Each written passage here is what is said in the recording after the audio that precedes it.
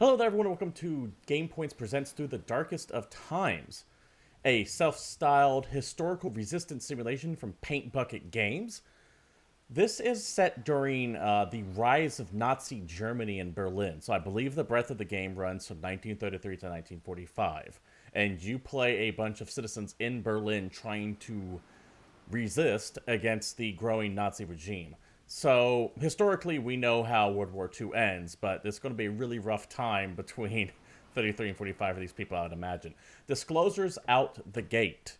Uh, this game was provided for free by PR, so anything that I have to say about it, keep that in mind. I did not pay for this, so it's important to establish that first and foremost. Second, I know nothing about this game going into it, other than the theme. So I'll be doing this completely blind. So I'm going to be making mistakes. I'm not going to be knowing what I'm doing. I'm going to be trying to figure this out as we go on. The extent of the time that I've played this is just to make sure it runs right now here on Twitch TV/GamePoints for you guys to see. So, if you see stupid mistakes, you know why. Additionally, I haven't been able to check this for bugs or anything like that, so we might see some oddities as the game goes on.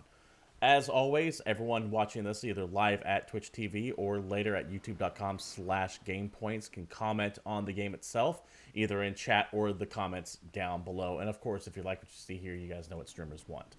So without further ado, let's go ahead and get into the darkest of times and see how this shakes out. Additionally, if you're watching later on YouTube, I will be interactive Twitch chat, so if I'm talking to no one, well, it's because I'm talking to people sitting here. Let's see. In 36, all the resistance was destroyed until they started losing against the Soviets and the Allies. That's where the first communist and anti-Nazi rebels in the concentration camps. Okay. I know a lot about the overall history of World War II, but I don't know the fine specifics like that. So that'd be good to have people who know what's going on here. We'll take a look at options, of course. The tour is active. You can turn swastikas on and off. I do know, for example, that like if you're in Germany itself, you can't even show swastikas, so that's probably not even an option if you're in Europe, or specifically Germany, rather. I like that you can actually have the audio in German, too. That's kind of cool. And that's it. Very simple options. Resolution slider, but I'm not seeing any video choices, really, other than resolution, so what you see is what you're going to get.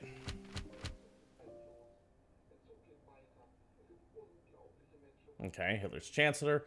President Paul von Hindenburg points out of Hitler, Chancellor of Germany. The NSDAP celebrates. Liberals on the left are devastated. Hitler swears an oath to uphold German laws and constitution serve all German citizens. By the way, for those not to know, NSDAP is essentially the Nazi Party. I believe in German it stands for Nationalsozialistische Deutsche Arbeiterspartei. I'm mispronouncing that horribly, but it essentially translates into the National Socialist German Workers' Party. So thus, national, not socialist, Z, not Z. It's just, I know a lot of people don't necessarily sign those two together. Centrum talks to Hitler. The Conservative Centrum Party has a number of questions on how the new chancellor plans to continue certain policies. By election results, the new right-wing conservative government led by Hitler should see a number of central ministers. So far, Hitler hasn't answered. SA marches. Tens of thousands of stormtroopers' brown shirts, the SA, marched through the Brandenburg tour after Hitler's appointment. The parliamentary group was clearly prepared and awaited this moment. I think Brandenburg tour, also, I want to say that's also Brandenburg Gates. Same thing. It's that you'll see pictures of monuments and you'll see like this giant like archway. I believe that's what Brandenburg tour is. I'm not positive on that. So here's me. I guess I guess it randomly generates someone. Gerd Nuremberg, yes, a Kupfer, plan missions. Got the radio. Okay, read the news already. Oh, you know what? I think I hit continue because I did just let me go back to main menu real quick. I'm sorry. I know. Bad streamer. New game is what I want. We'll do resistance mode. Here we go. Sorry, I'm a bad gamer. Should have paid attention to that. Police at Gestapo on a high alert. Members of the group are always living on the edge. No save games, no going back. We'll try this and see how it shakes out. There's also story mode if you want a little bit easier time, I'd imagine. There we go. Character creation.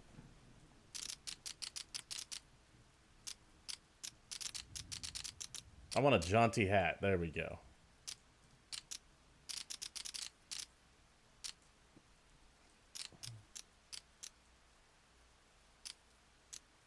I like the square chin here.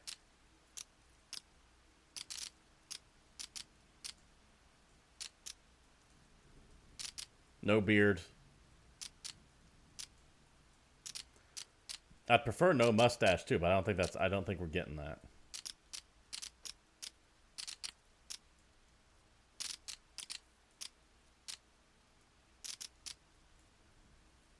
There we go. There we go. Chapter 1, the seizure of power. Stop the regime. That's not going to happen.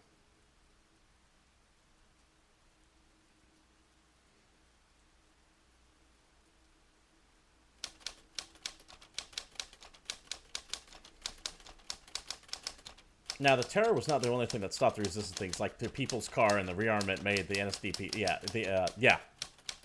was a lot of policies that were actually very popular in Germany, too, that kind of propelled them ahead, because they just gotten their ass beat in World War I, and there's still a lot of resentment there. Revanchist feeling took over Germany. Hardcore. On January 30th, 1933, President Paul von Hindenburg appointed Adolf Hitler to be Chancellor of Germany. That same night, 3 friends met in the back room of a Berlin pub Three friends met in the back room of a Berlin pub and commit to resist what is about to come. Everywhere in Germany, ordinary people, friends, and families made the same commitment, risking their lives to help others fight an inhumane regime. This is their story.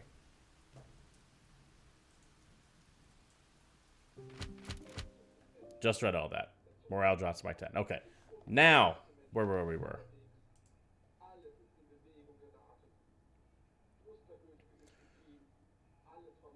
When I entered our secret meeting, I hear Anna Erdhart say, They made him Chancellor. Hitler, this is a disaster. How could President Hindenburg appoint him? What is missing? We need to convince more people to support our cause before we draw any attention to ourselves. They're just waiting for a reason to have people like us arrested. Don't you think so too? Anna asks me.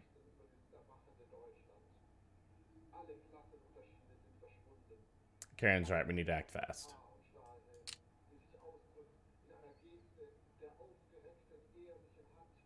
Told you so, says Karen.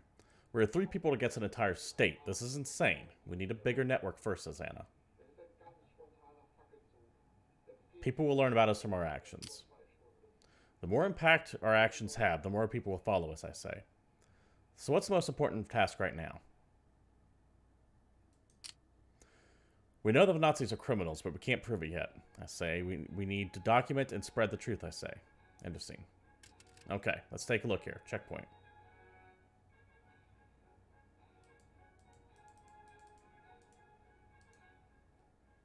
Okay, so we got a map of Germany here, or Berlin specifically, not of Germany. Everyone has various stats, it looks like. Just doing a quick overview here to see what we got.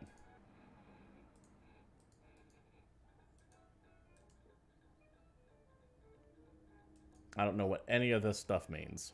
So let's take a look. Peter Schultz. Okay, secrecy, empathy, propaganda, strength, literacy. Alright. 1 to 4 at least. I don't know what party hack means. 1 to 5 at least.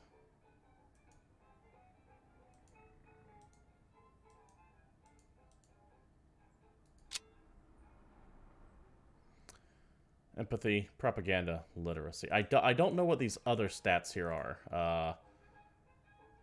Teacher, party hack, calm, anarchist, chemist. I'm sure those will come in play later. Inventory. We have a bicycle. 50 marks. Some intel. Random intel. Okay. No contacts. No, she said the name of the game.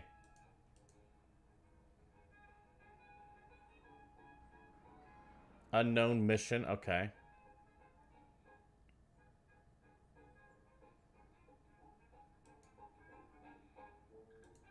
Okay, okay. These look like missions that we have available to us.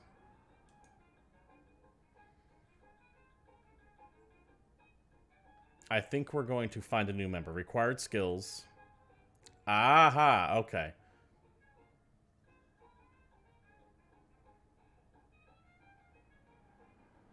Risk duration in weeks, required members 1 to 3, how much money it takes. Okay. Let's do this. We need to find candidates we can trust, who are willing to join our group, but don't give away that we're recruiting for the resistance.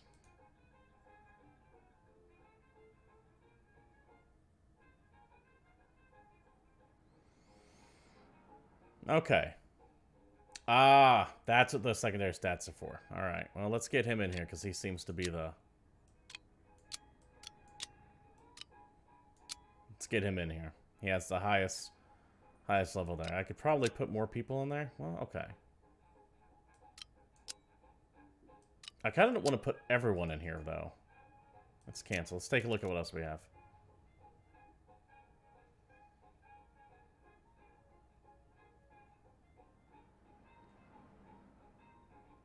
Okay, we're going to need money. Collect donations in Kurzburg.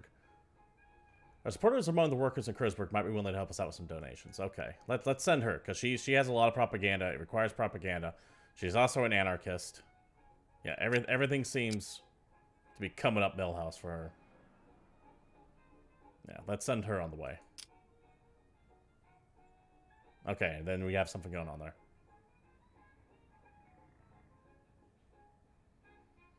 Talk to workers. Anna Schultz, a worker and supporter of the group, wants to introduce someone for co-workers. Okay. We also have random supporters, people who aren't actively in the resistance, it looks like. Okay, that's not... Okay. There are some harmful ones. There are some helpful ones. Gotcha.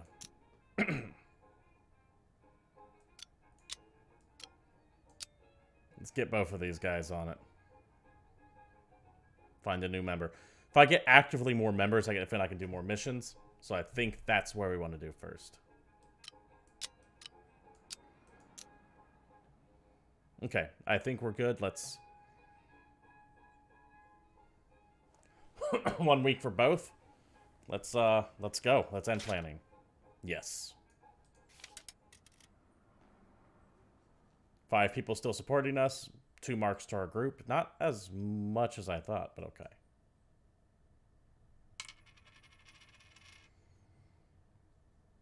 Oh, so that's just like the standard,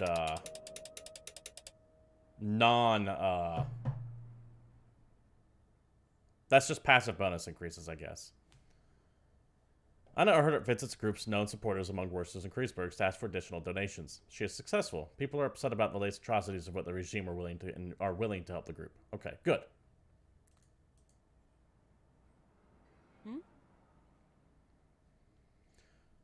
Karen Feldhahn talks to dedicated supporters to find out if they would be willing to join our group. She picks 3 who she thinks will become core members of the group. Now it's on us to pick 1. I can talk. I really can. I know how to speak. All right, who do we have, and what hole do we have? Okay, we don't have anyone who's really big into literacy, I don't think.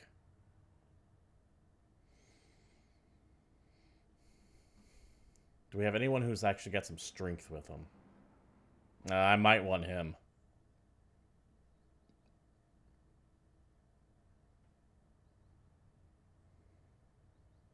Yeah, they're all academics. Let's get this guy.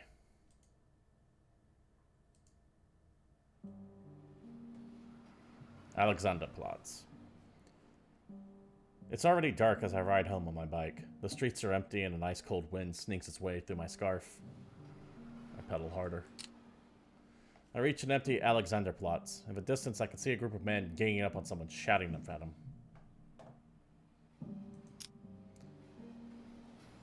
There are 3 men, all wearing the brown shirts and swastikas of the armbands of the SA. They're surrounding a civilian.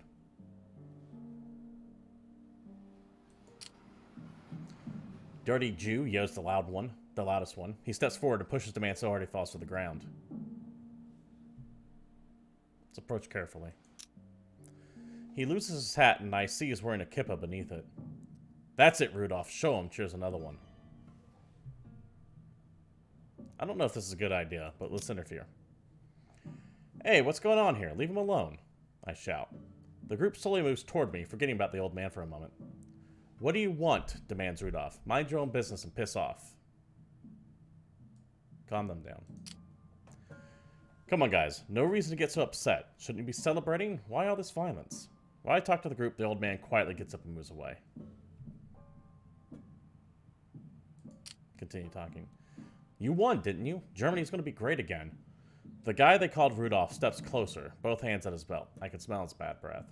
You better bugger off right now, or you'll seriously regret it. It's a new day. You people can't oppress us any longer. Yeah, I agree, Walter. Every member does have a different ideology, and some of them seem to be actually highly counter to each other. But it was everyone kind of uniting to fight this. Alright. Agree with him. Shouldn't you be happy that your fear is taken over? I say. While we're talking, I see the old man moving further and further away. Rudolph, says the third SA Fug, who remains silent so far. I think the Jew is gone.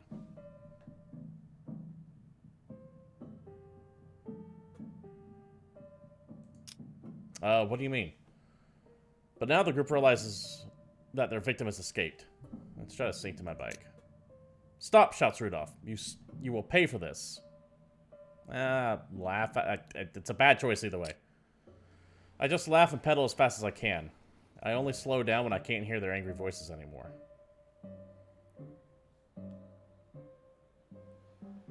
Wasn't their leadership essentially killed off there, Walrider? Like in an internal power struggle, if I recall. I will never get used to things like this. End of scene. Morale declined. Missions went up. Total 3. So morale is going down. Okay.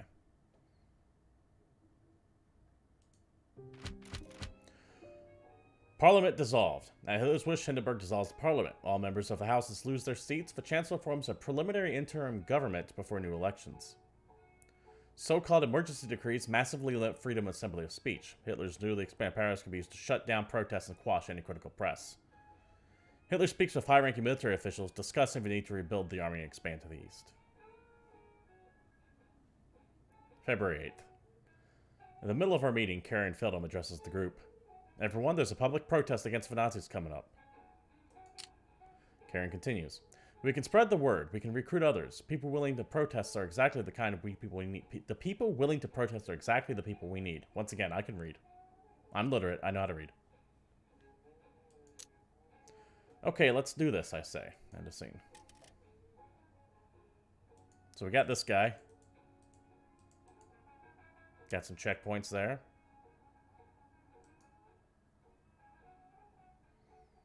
That's gotta be the public protest, right? Yeah. Our supporter, Jürgen Friedrich, lets us know that the Social Democratic Party is going to hold a huge public protest against Hitler and the Nazis at Tiergarten.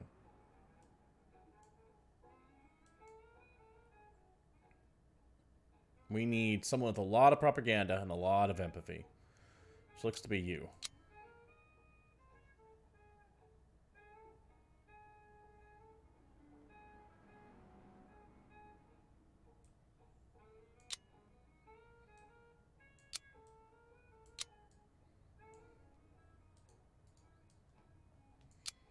I'm about to sneeze.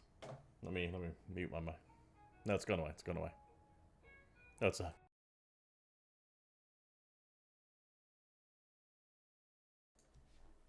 Excuse me. Sorry about that. Okay. I felt like I should give her the bicycle so she can get the hell out of Dodge.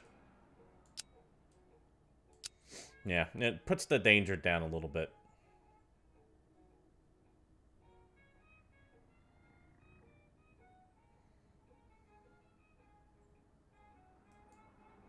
Oh, I need 3 people to do this. Okay, hold on.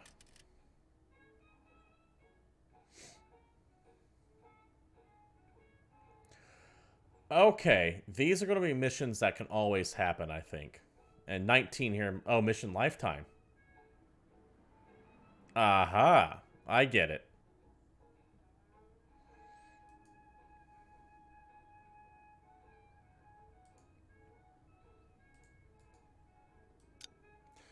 Let's get him in here. Yeah, that's good.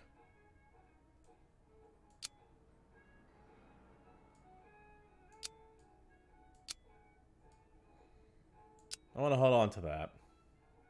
But we'll send him. And this requires everyone, so...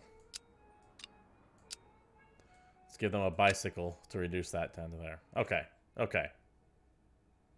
Let's do it.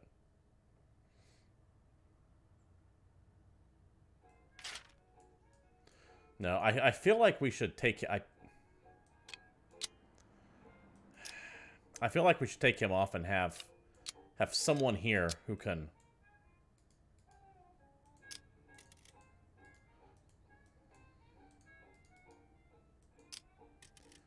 I feel like we need more people down here, because the more people I have down here, the more shit that I can do.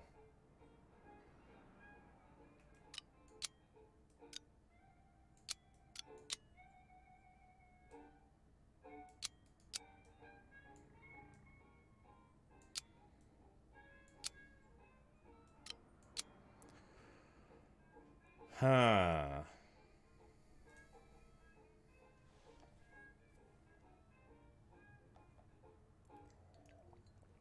Yeah, I know a little bit about the SASS inner fighting. I'm not an expert on it, but I know enough about it.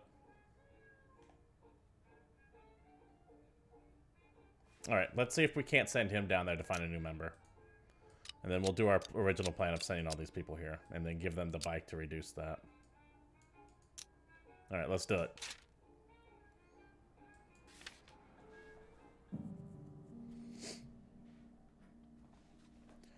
I meet my old friend Gunther at the pub.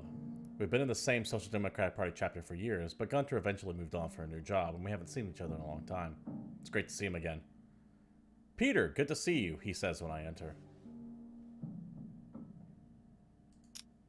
Good to see you too, Gunther. How you doing, I ask him. I'm doing fine. Heck, I'd even say I'm doing great. I work in an office now. Me in an office, can you imagine? How are things for you, Peter? Oh, they're okay. Okay, given the circumstances, I would say. Gunther takes a slow slip from his drink, gives me a serious look. Look, Peter. I imagine you don't like what's happening in our country right now. And 6 months ago, I felt the same way. But today, I believe Hitler's the best thing that could have happened to Germany. But you were a Social Democrat. Exactly. And I support Hitler for the same reasons I support the Social Democrats. You and I have been Social Democrats for many years. Why? Why do we support the party?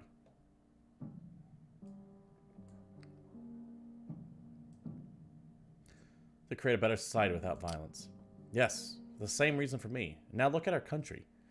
Hitler's taken care of German workers better than any Social Democratic Party ever could. He gives us work, he gives us safety, and he gives us hope. You can't be serious. I am serious.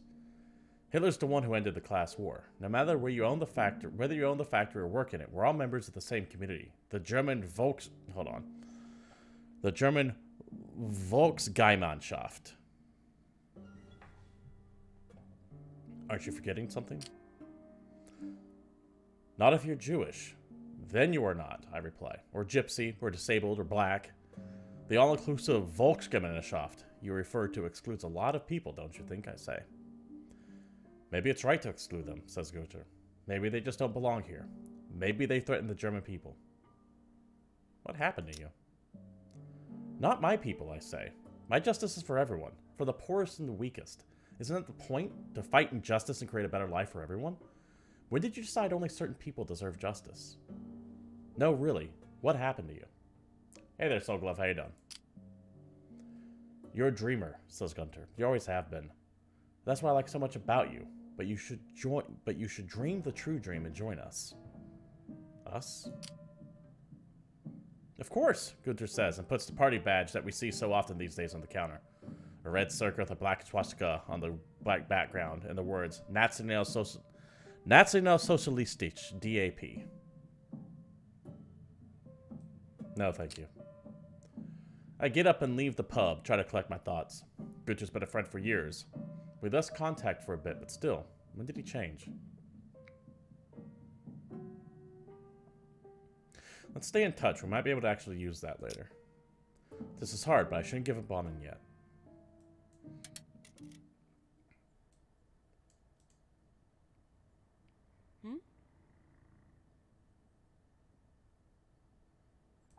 Alright.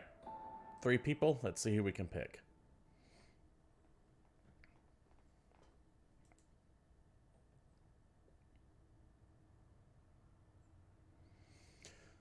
Super empathetic. But I don't have anyone who's white collar either.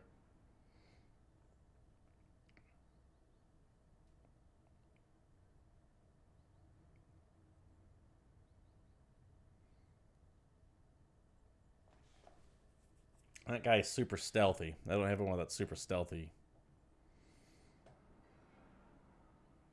She's a mix of everything, but they're also white collar. I don't have anyone who's white collar.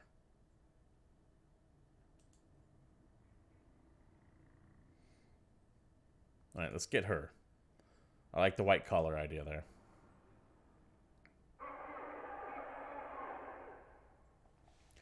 We joined with 200,000 protesters who gathered in Berlin Luchtdog Park to protest. The speaker asked the crowd for discipline and unity in resisting the Nazis. Do not worry, there are too many of us. Hitler and his henchmen can't stop us, he says.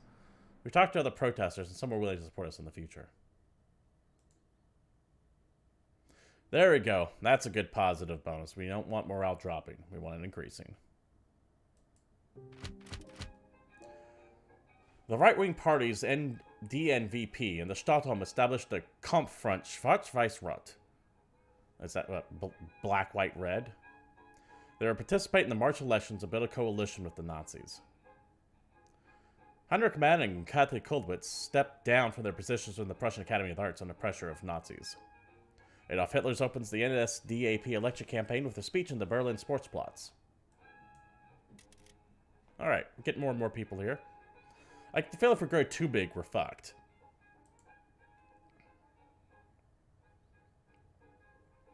Alright, still only 2 missions, so let's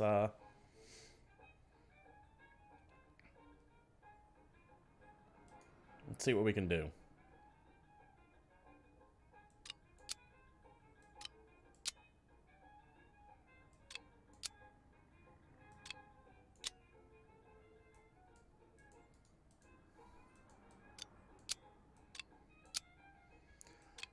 Oh, putting her there actually increases the damage, but the danger, because she is an academic. Gotcha.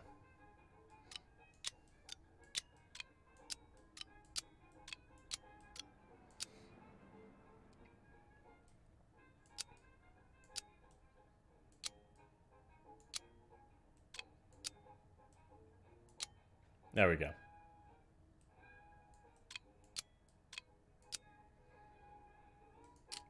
And let's gather some money. Some monies.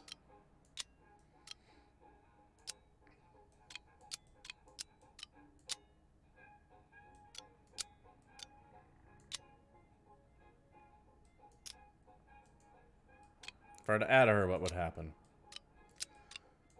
Possible increase on the gains. Yeah, let's do it.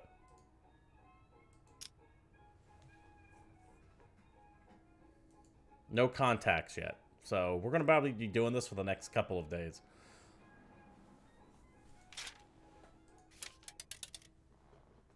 Ah, lost a supporter, lame. We should hopefully be getting some more supporters, though.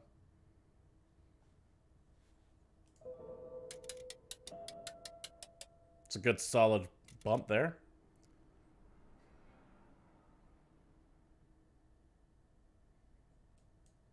Yeah, you'd be surprised how many people were willing to join together when they equally hate something. Got some money.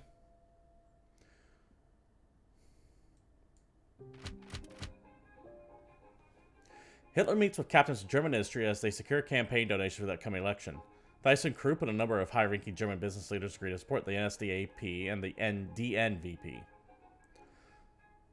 Reichsmarshal Göring appoints 50,000 SA and SS members as special constables, which urges them to enforce the law with prejudice. Famous writer Oskar Maria Graf goes on a lecture tour to Austria and decides he won't return to Germany.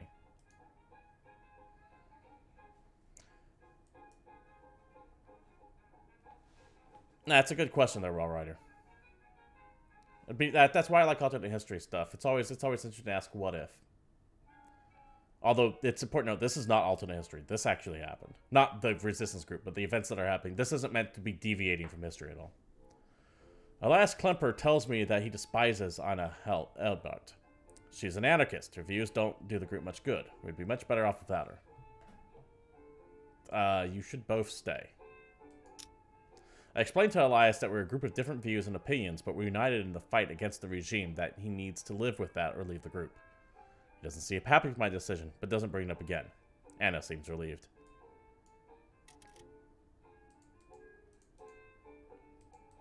So they themselves look like they have some kind of morality as well. Not morality, morale.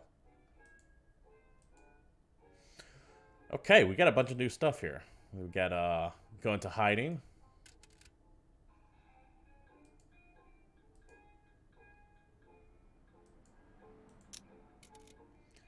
Got buy paint.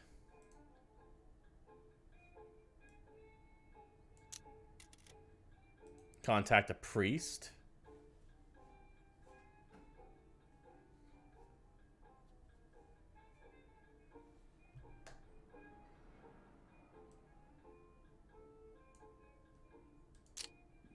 We got some more collect donations. More buy paint.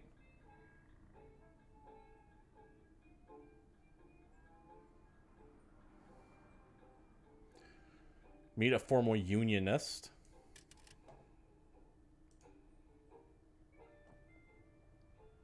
Okay, let's start sending some people. Okay, that's not going to work for him.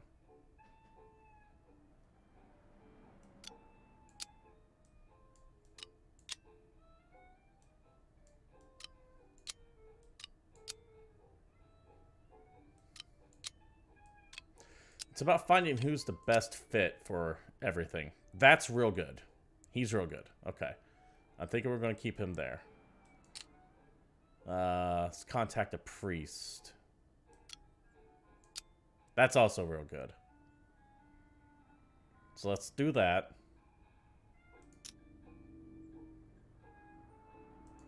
Let's do this. That's yeah, where people with radically opposing ideologies are just like, yeah, we don't like each other, but this douchebag is far worse. We need to join together to stop him. Yeah, I believe that actually did happen. Could be wrong on that.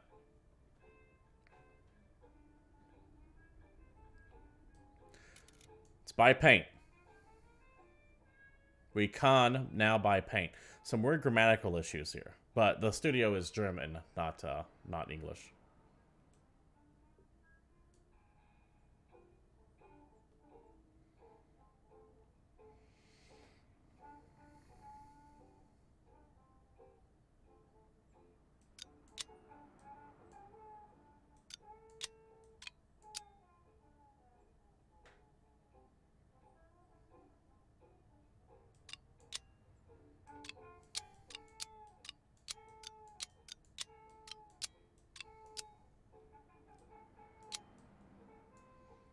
Okay, she's just gonna have to go buy paint. We will need someone to get some money. You are really good at it.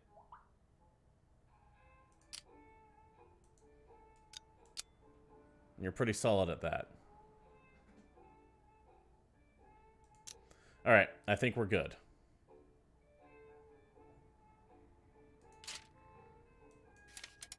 The entire game is about min-maxing, it seems. Like that's like the crux of the game. Is to put the best people in the best positions that you can and then go make the best of a bad situation.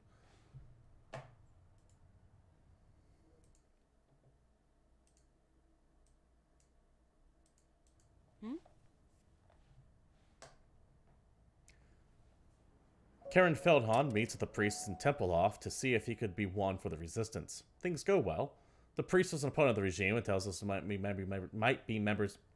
many members of his community might be willing to help. Once again, I do know how to talk.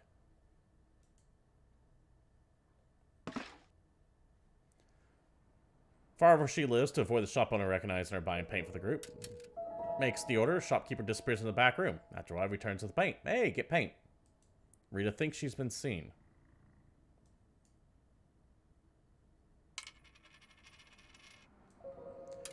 On her visits to group, no supporters among workers in Kreuzberg to ask for additional donations. She is successful. People are upset about the latest atrocity. Okay, good. Got money.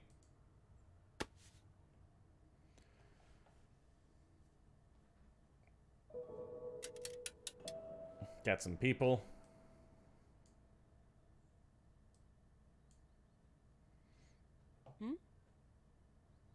Form a union, see if it can be convinced to join the resistance. Someone is getting suspicious. Oh, shit. Fuck,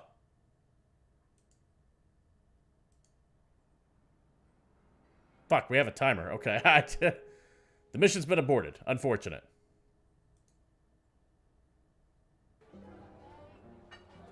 I didn't expect a timer to pop up. That kind of threw me off.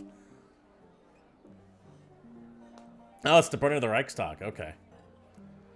It's late and I'm having a drink at the bar at Hackstow Market when a man storms through the door, yelling, "The Reichstag's burning. The communists have burned down the Reichstag." Well, let's act like normal. I leave my drink and run outside as fast as I can, despite the late hour. The streets are full of people. A red glow illuminates the night above the Reichstag. I wonder what happened. What are we all still doing here? A woman says in a fur coat. Let's go there and find out what happened. People agree in a group forms. Yeah, join the group. I joined the group and together we walk down the empty streets all the way to the Reichstag. The closer we get, the more intense the smell of smoke and fire gets. Soon it becomes hard to breathe. Pull a scarf over my nose. When we reach the bridge that leads to the Reichstag, we are stopped by a police patrol. "Area closed," says the officer. "Leave."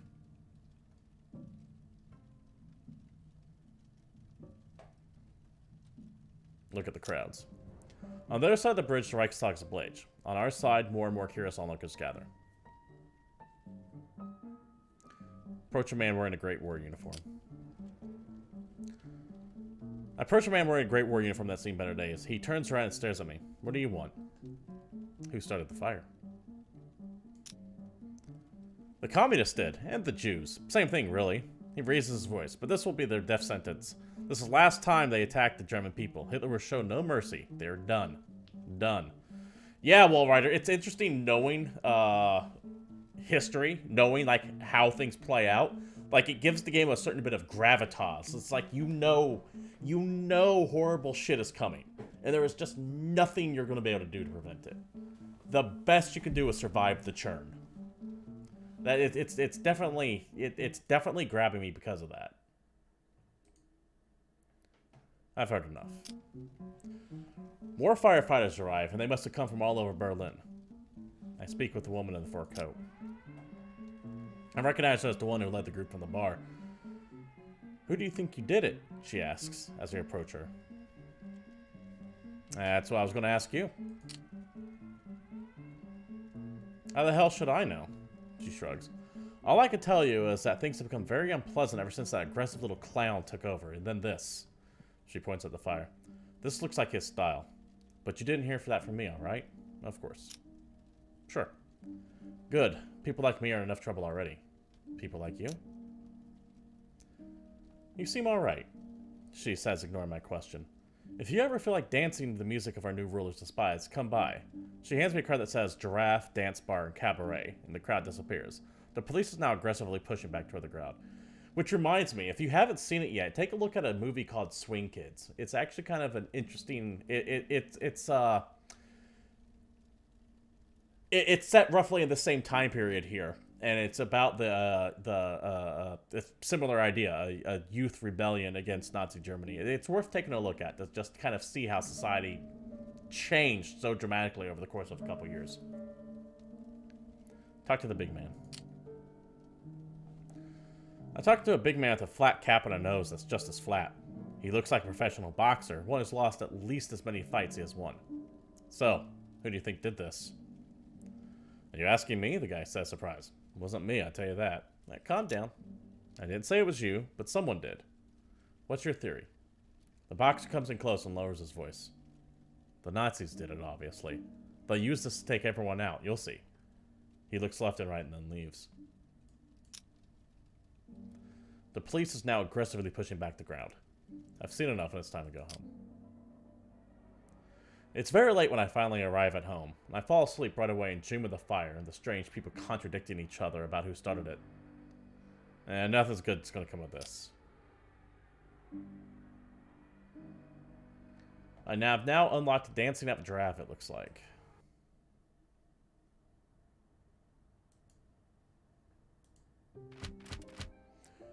One or more unknown arsonists burned down the Reichstag. The Nazis announced countermeasures, declared the incident a terror attack carried out by communists who planned to overthrow the elected government. Following the alleged communist plot to burn the Reichstag, Hitler says civil rights must be curtailed in order to fight terrorism and defend Germany's safety. New decree suspends most citizens' rights provided by the Constitution and allows the SA to arrest political adversaries, mostly on the Communist Party.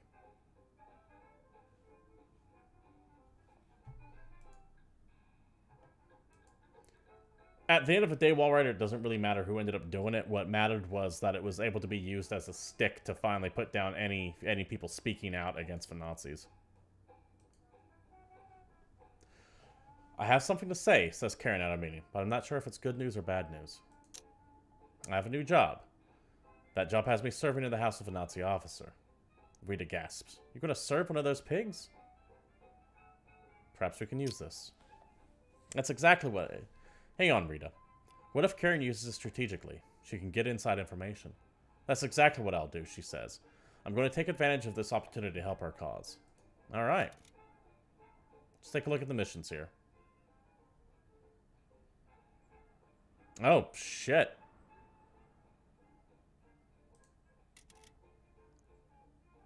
Manage sabotage is not a propaganda expedition. The world will see how serious we are. Wow, I can actually just start. Okay. Great escape. Risk extreme. Truth will set them free. Okay. Okay. Well, let's take a look. I'm noticing that the weeks are going down. We only have like 16 left at this point.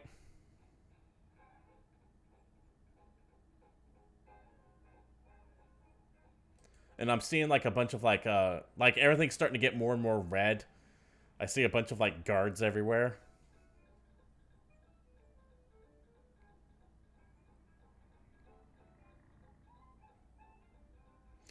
The authorities know this person. Okay, so she might, and same with Karen here.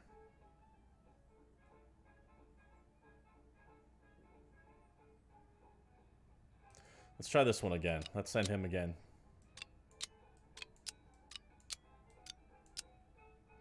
Let's send him again, see if we can't make anything happen.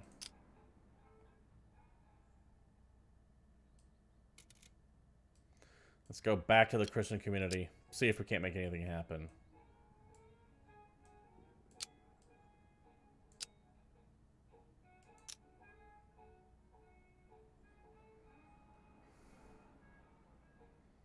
Buying paint, talk to workers, meet a friend.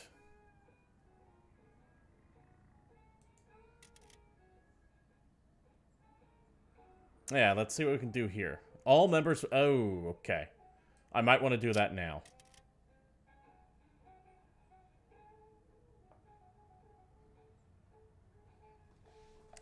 That's how the decree was passed is kind of funny. That's how the decree is passed. It's kind of funny that it has as Hitler basically went from president and basically went, approve this or the communists win.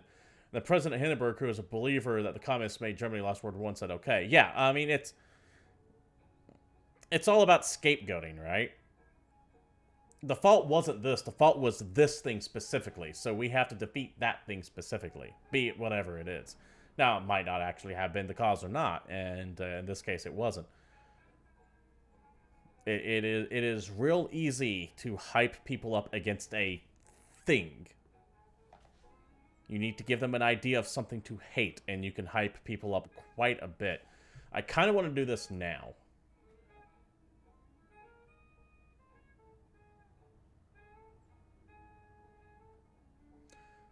It's a big jump in morale.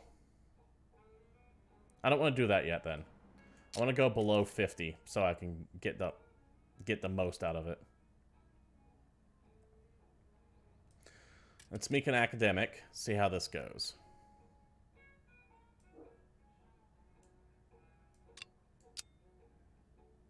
Yeah, that seems to be the best.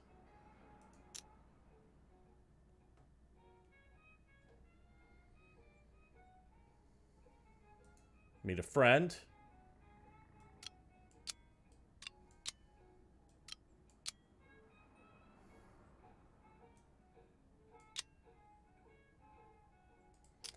see if that doesn't help.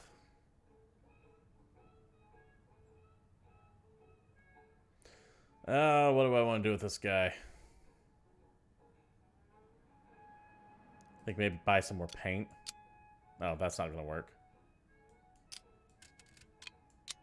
Talk to workers might be a good idea.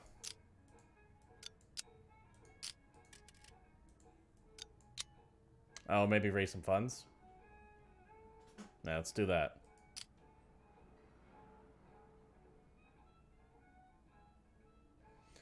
Alright, let's see what happens here.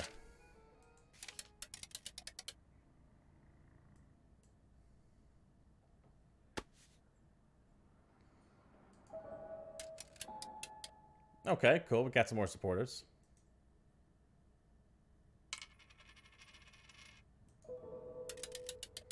That's some more money. A lot more monies.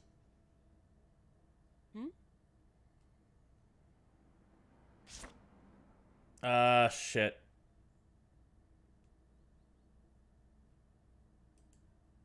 Fuck out of Dodge.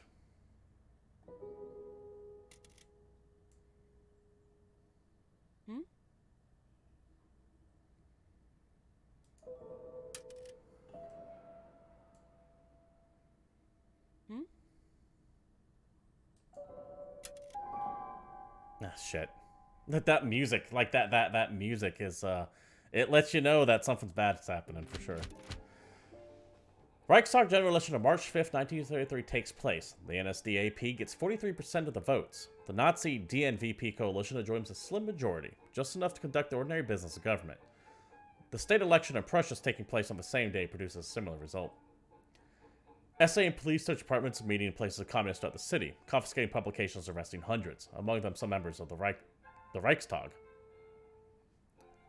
To commemorate the historic election victory, the Ministry of Education decided all schools and universities remain closed this Wednesday.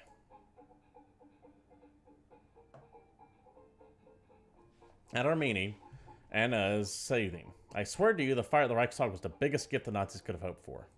What do you mean? They're blaming the Communist Party, with whom they've been enemies with forever. And now they just have the excuse they just need to round them all up, including my father.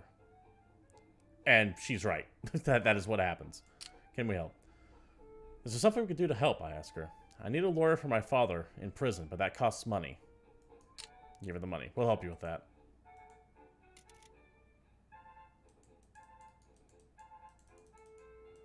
Alright. Well, can we... Oh, shit. Just smacked the hell out of my microphone. I'm sorry. I hate this heat meter. I want it to go away. What do we got here? Talk to workers, which will then expand out there. Okay.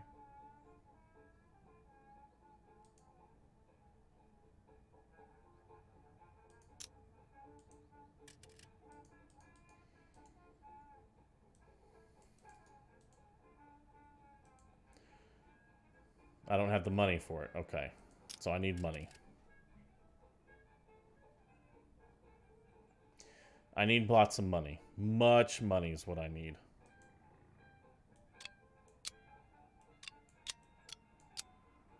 Well, there you go.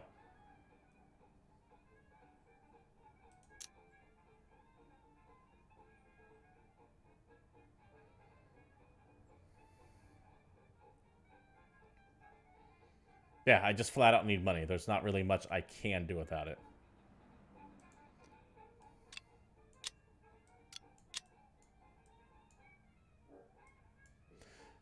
Hold on, hold on.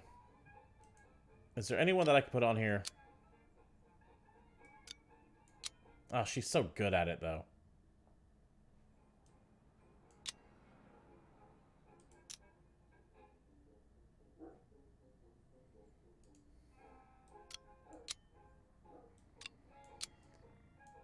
Oh, and it takes money to do it. Shit.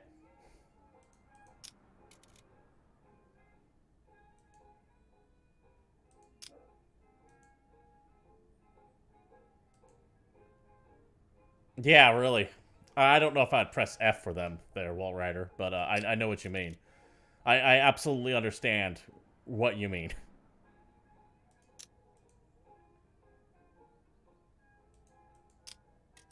costs so much money. Crap. I really don't want to do this. Like, I'm really getting nervous about where to send my people.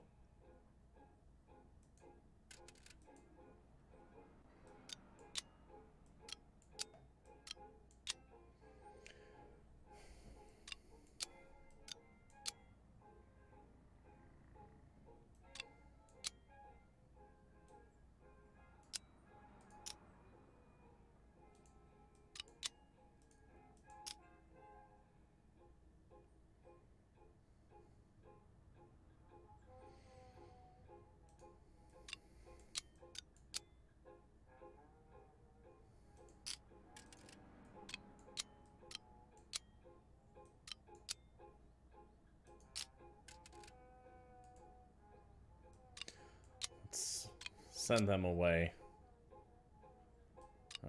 No. Not that. Let's... I want to send all 3 of them if I'm doing that. If I'm going to do that, I want to send all of them.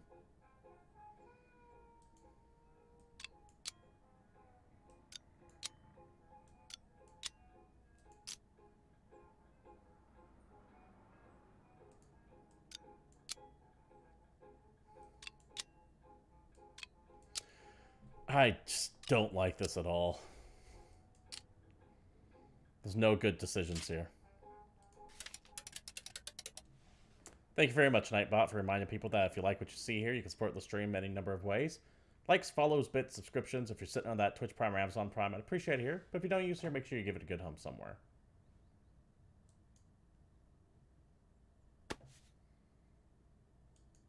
Oh, shit. Wonder what this does. Alright.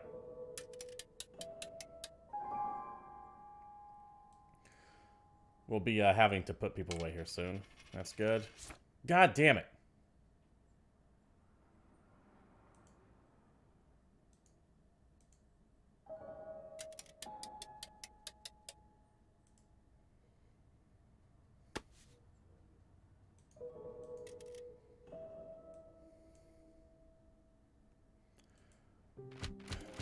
Joseph Goebbels founds a Ministry for Public Enlightenment and Propaganda.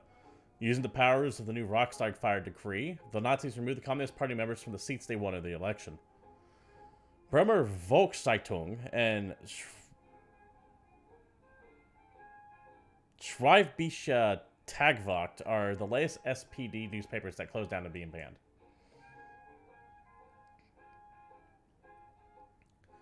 Rita pulls me aside. Look, it's my brother. I never dreamed things would go this far, but trust me. It's okay, you can tell me. Rita sighs, looks down on the ground, and back up at me. Last night he came on a brown shirt uniform. You're in danger. If he finds out you're with us, you could end up in prison, or worse, all of us could. Shh, they don't need to know, says Rita, looking at the others. Listen, I know my brother trusts me. This could be a huge opportunity for us, and I could be valuable inside information.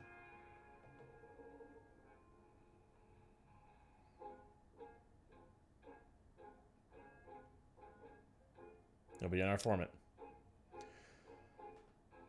Let's do this. See if you can get any valuable information, but please be careful.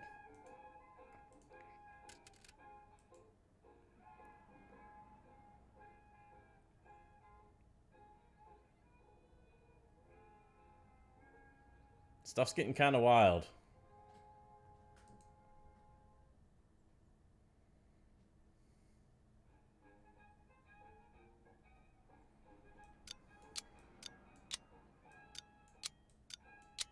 Huh.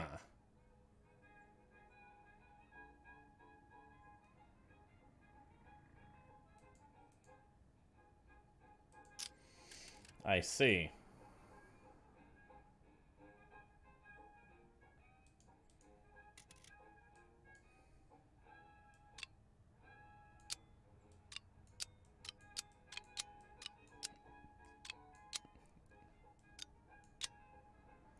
You're probably the best for that.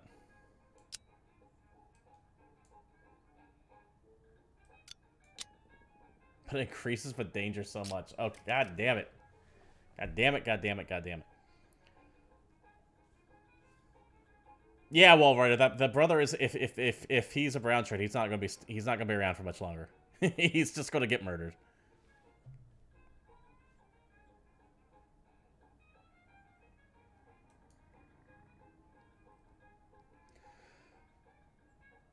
I kind of don't want to ride into a danger zone, though. That's just it.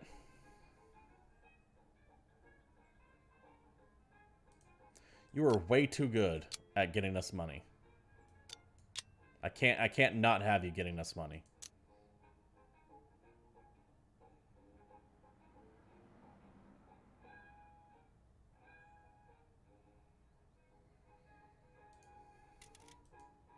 I need a pack of books, though. So how do I get a pack of books?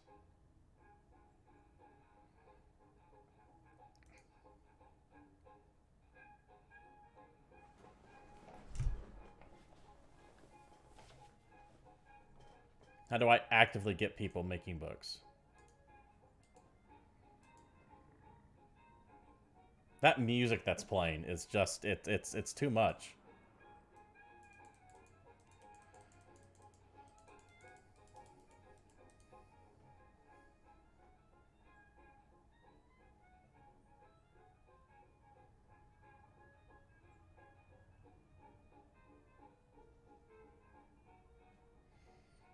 That's people gained, people gained, people gained, more people gained.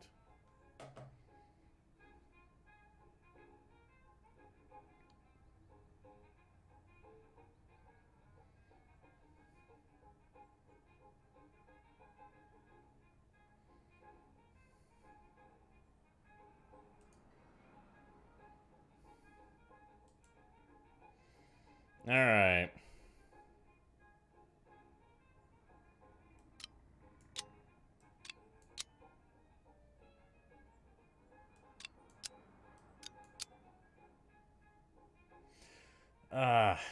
I don't like any of this. I don't like any of the choices that they're giving me here right now. Which I guess is the point, right?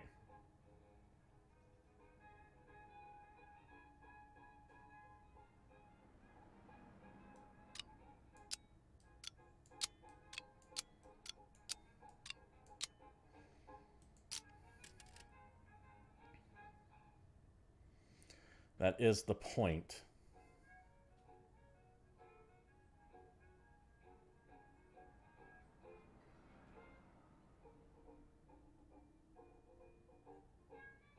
Well, these are new. Let's see if they don't actually start. Who can do this without drawing a lot of attention to themselves? You. You can absolutely do this.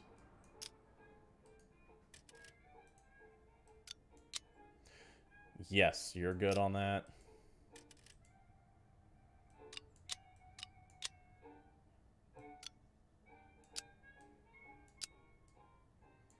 You guys, not so much. You might be able to do something there.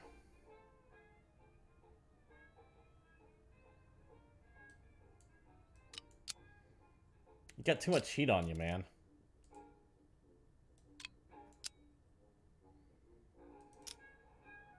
I don't want to spend 30, but I gotta spend 30. No, I'm not spending 30. He can hold out a little bit longer.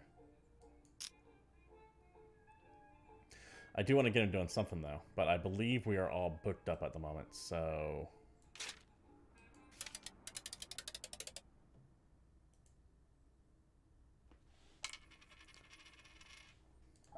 Excellent. Get some money. Ugh, fuck. The heat. The heat.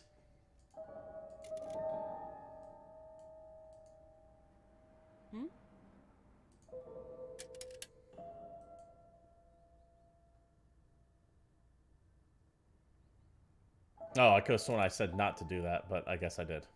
Oh well.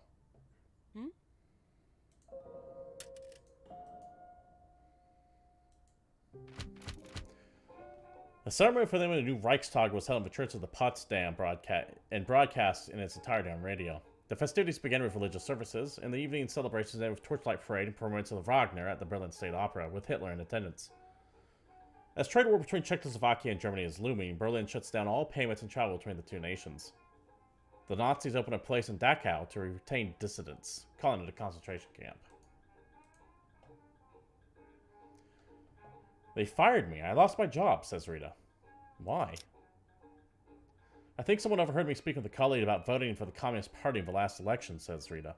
This is horrible. I don't even know where to find money for rent or food. We can offer you some money.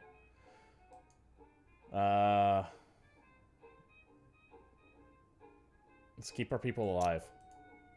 The group will support you until you find something new. Rita smiles when I had her 50 marks. She seems relieved. I've got the money for it right now. I won't for much longer, but I do have it for right now. I'm really hating this. I think we can probably get away with it one more.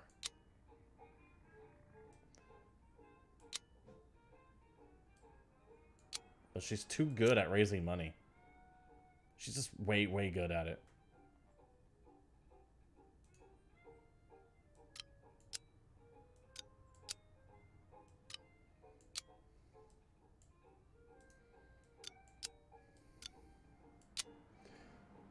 Okay. Yeah, it's too much.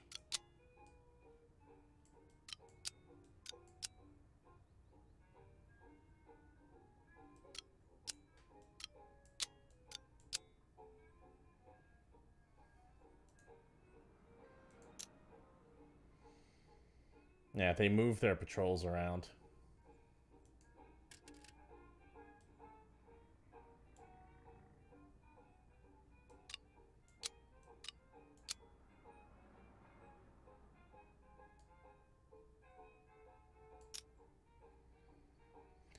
It's the moving of the patrols that gets me.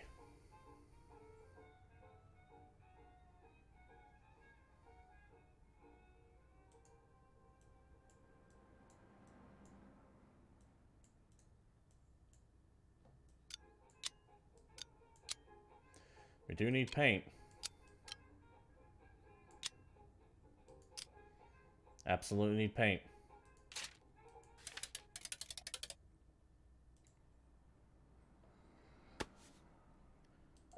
Alright. God damn it with being the scene. Stop getting seen.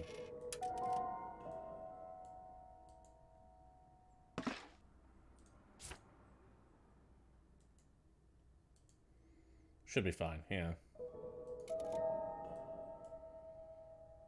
It's a lot of people getting heat on them.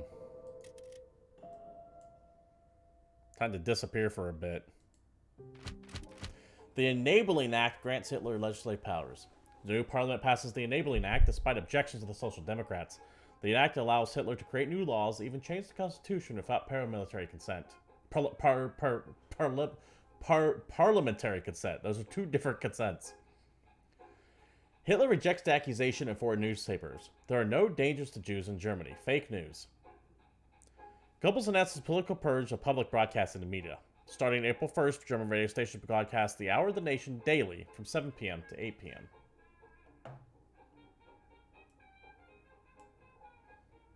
I don't know. That'd be interesting to see how that shakes out there, Wallrider. I'd be very, very curious to see if they actually add that. Or if they just get changed like their models change or something. Karen speaks with me before a meeting. A few years ago, I never would have thought I'd be a spy. My God. Remember we spoke about me taking the new job, working for an Nazi officer? Yeah, how could I forget? Karen's voice ticks up. It looks like it might pay off. I'm onto something. It's dangerous, but if it works, we'll be able to hit him where it hurts. Keep it up.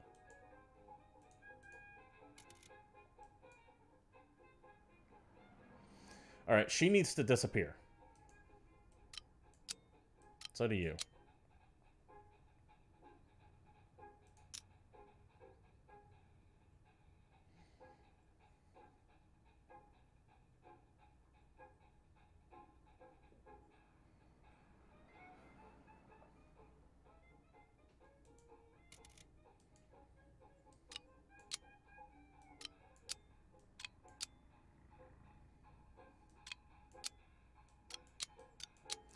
We're gonna do this.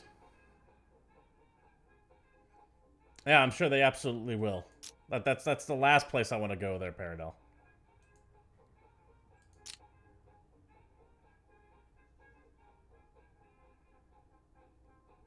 That just seems like a bad idea.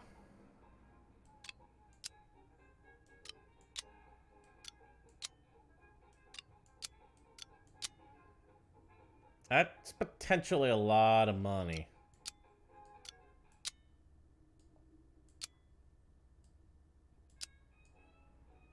Until actively makes it harder. Let's do that. Let's see what happens.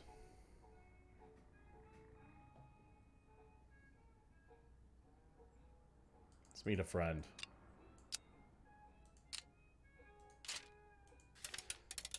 See what we can do.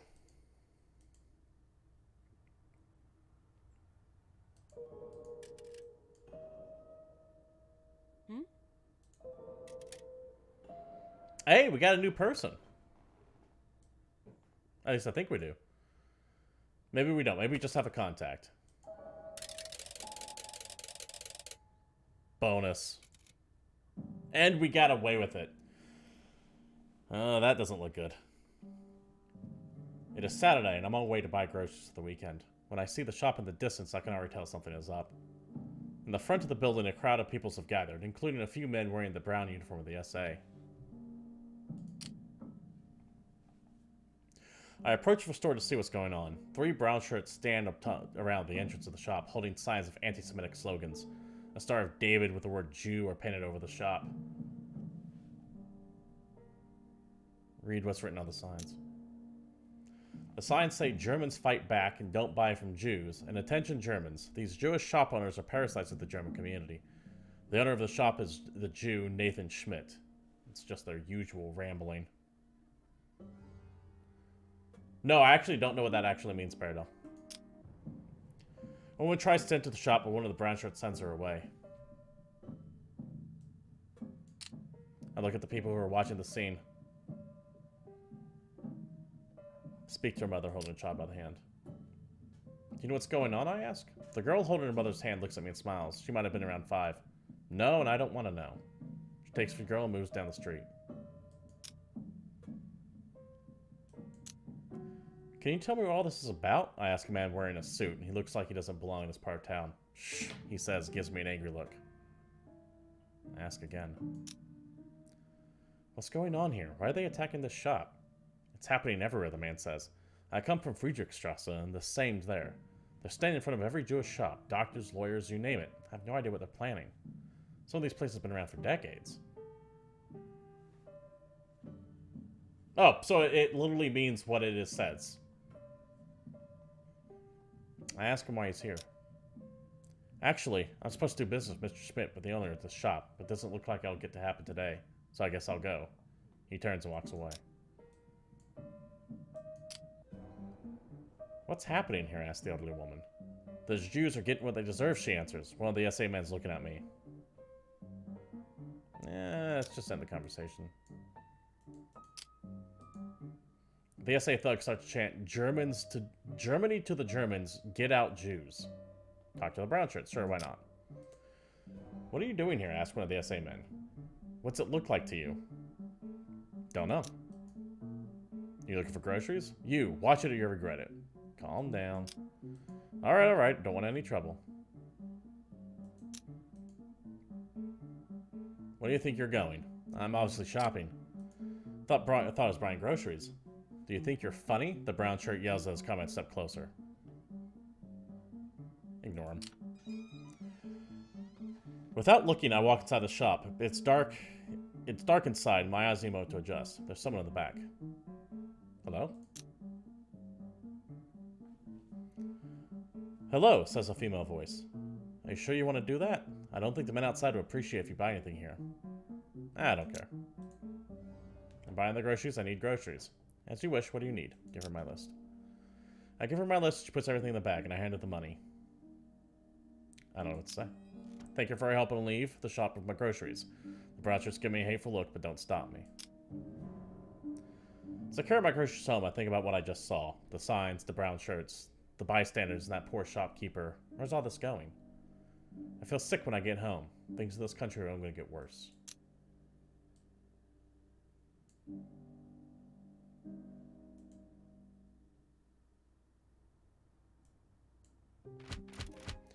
The Nazis organized a day-long boycott of Jewish businesses across Germany.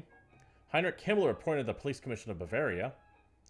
Since February, Prussian police and SA have arrested more than 10,000 people taken into protective custody. There isn't enough space in the regular prisons, and many are in makeshift camps. Yeah, this is holding very, very true to what happened there, Walrider, and I like it because of it. It's definitely interesting because of it. It's that's why I say something bad's about to happen. You know how this is going to play out. You are fighting a losing battle. And I have this thing about lost causes. Elias Kemperer told us he is getting married and we're all invited to the wedding. Despite these grim times, he has organized a big wedding party outside the city. This will be good for us. The celebration is just what we need, so I agree we should celebrate and join the wedding, celebrate together with Elias, friends, and relatives. I just hope none of the guests recognize us for what we are.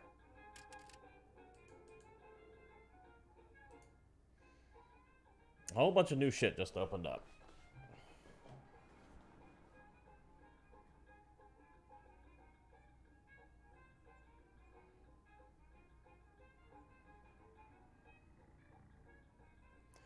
Buy medicine, gain access to a parking lot, smuggle books.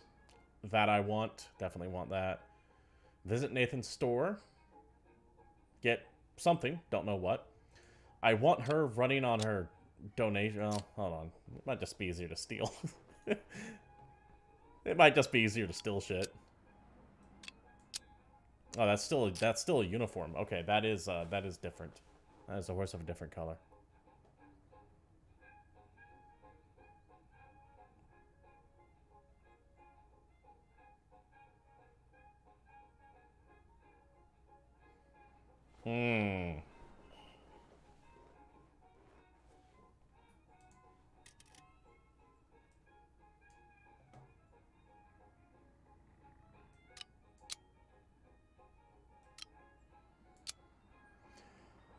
Ah, shit.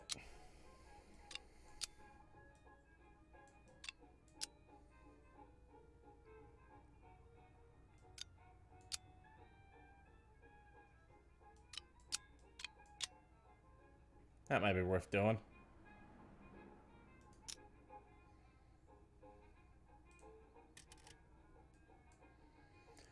Sell us medicine without asking too many questions. I think you should go do that. Nathan's store, stuff at a reduced price. And send him.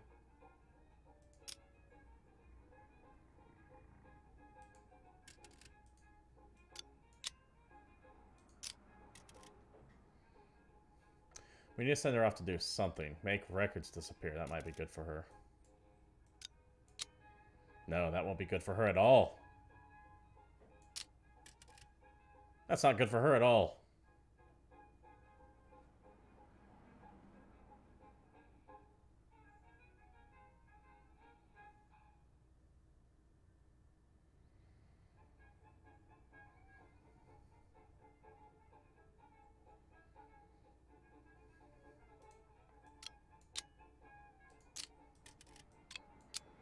You're really good at that.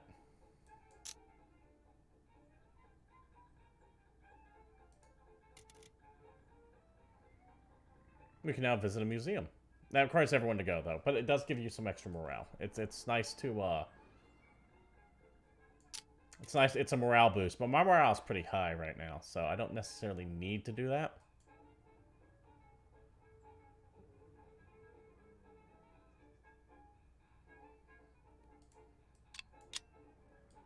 Yeah, she just ain't good at it.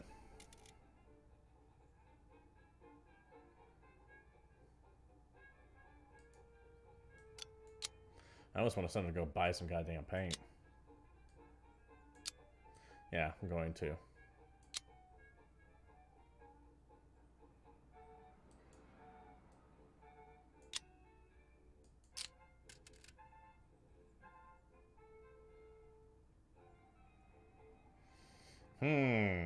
I really don't know where I want to send her.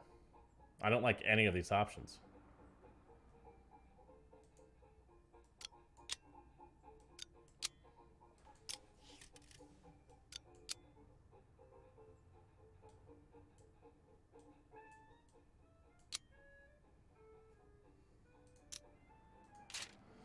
The trade war between Germany and Czechoslovakia is overlooked as Czechoslovakia have become one of the world's producers in weaponry.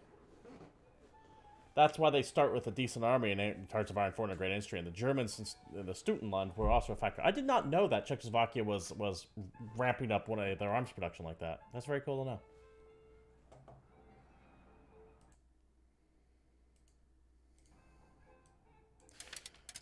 Alright. Don't fuck me, game.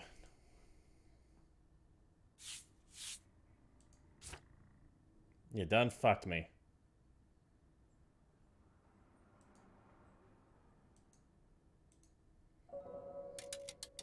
Alright.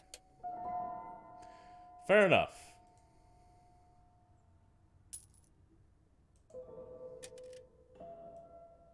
We get some books, is that what that is? Stack of paper. Okay, cool.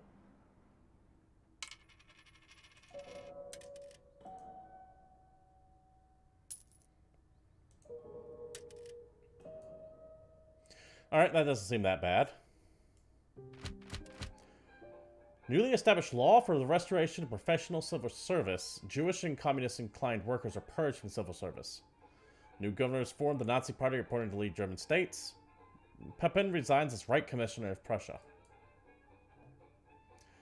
Anna tells me she's pregnant. I can't go on like this. I'm worried I'm worried I'll harm the baby. I want to leave the group. Let her go. I understand. It'll be hard to replace you, but we'll find a solution. Best of luck to you and the little one. She seems relieved and leaves the headquarters. We need we need a replacement now, though.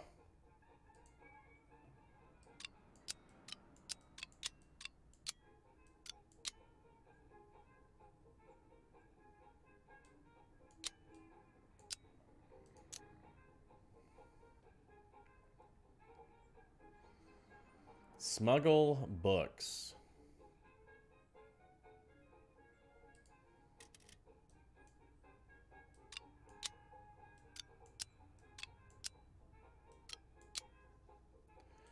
You it is, isn't it?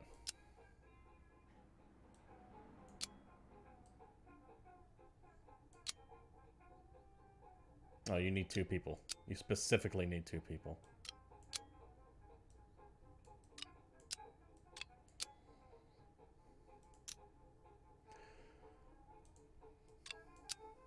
That's nothing. It's not gonna get me anything.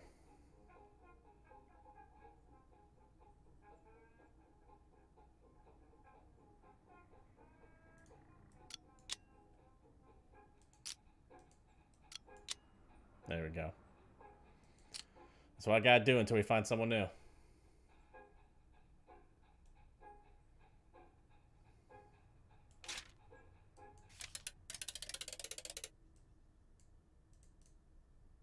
Don't screw me, game. Alright, who do we have? Cobbler, dentist, teacher.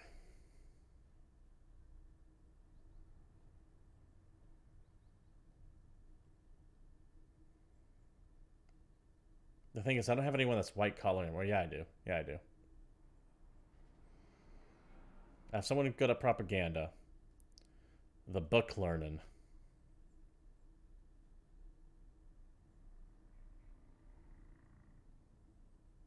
I got a couple 3 strength people already. How about the empathy, though? Empathy's kind of lacking, so we're going to go with this guy.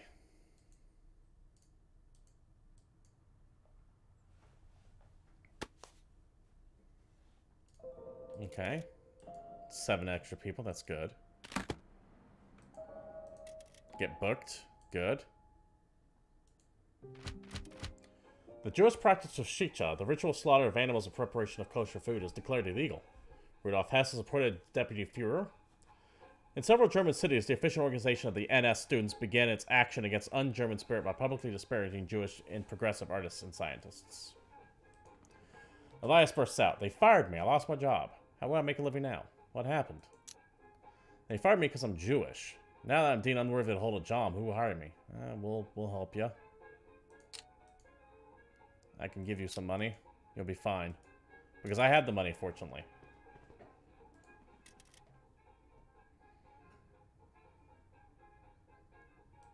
Collect donations in Lichtenberg.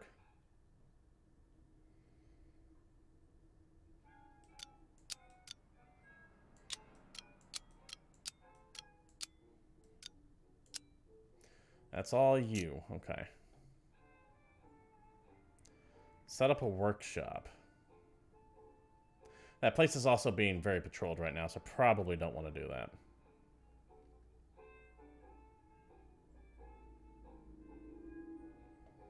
I'm noticing a lot of these missions only have, like, 9 weeks left. Like, what the hell happens in 9 weeks?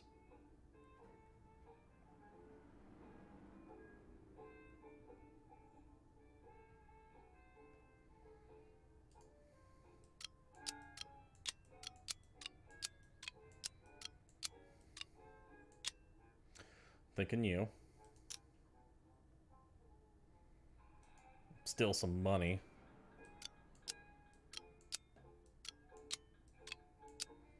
That puts that danger way up high. I don't like that. Okay, let's take all these people off right now. Who has the best chance right now?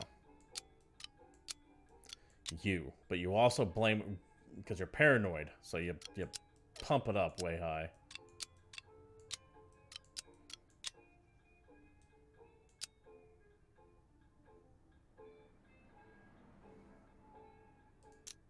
Steal some money.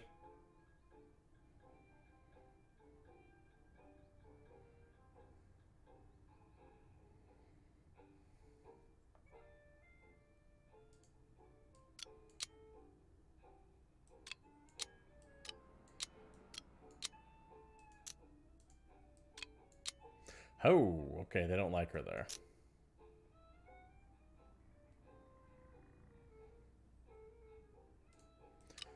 Keep doing that. You're doing good there.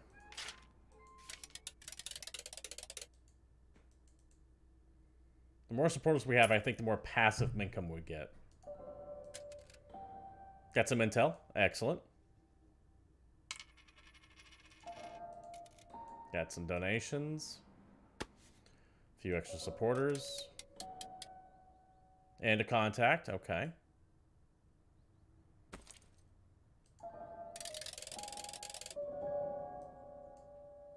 Okay, that could have gone worse. Hermann Göring forced the Geheime Staatspolizei, or Gestapo, from the foreign Prussian police. Hey, that's what you were saying earlier there, Parada. Adolf Hitler's 44th birthday is celebrated as a national holiday with celebrations across Germany, including parades and special church services in his honor. Communist and former member of the Reichstag, Albert Funk, dies at the age of 30 after being thrown from an upstairs window of a police station. Jesus Christ.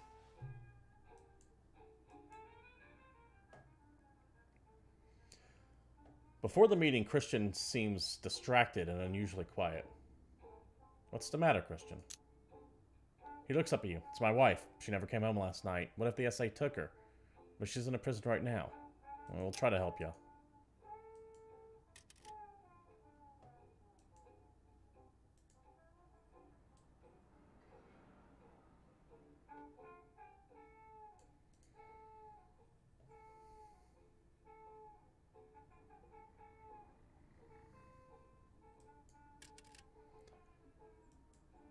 Okay, let's see what we can do.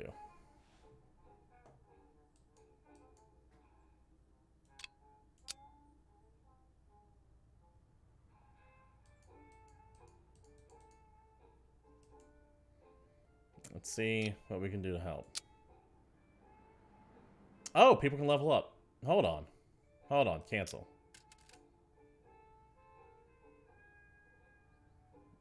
Oh, nice. Let's increase his secrecy.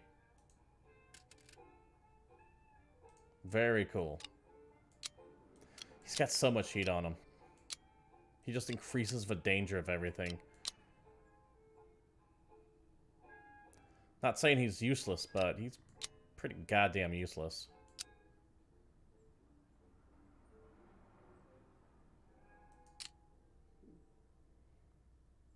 Yeah, he needs to go in hiding for a bit.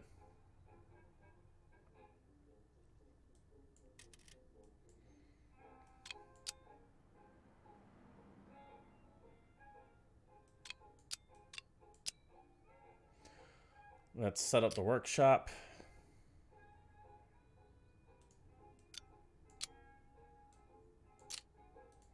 Send you off to get some more people. You're doing pretty good there.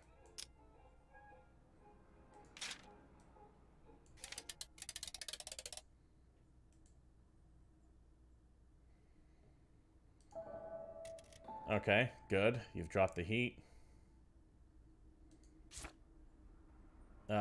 Enforce. Yeah, the witness needs to go away. SA has captured someone fits the description of the member's wife. Okay, we will find out what's going on there.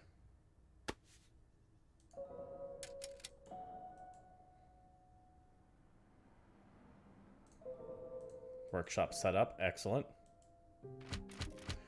Trade union officers are stormed by SA brown shirts. Trade unions are banned in Germany. They're replaced by the DAF, the German Labor Front, created and headed by Robert Ley. Goering names Junkers D-2500 Hindenburg aircraft and founds the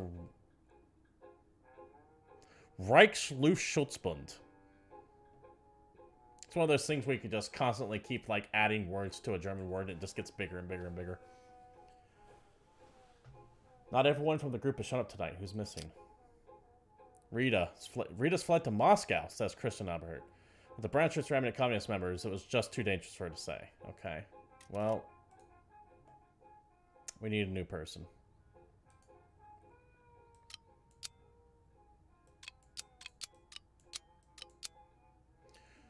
We need a new member.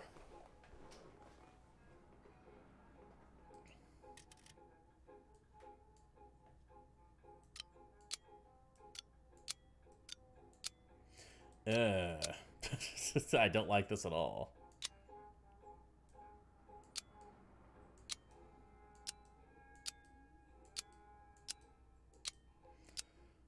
All right.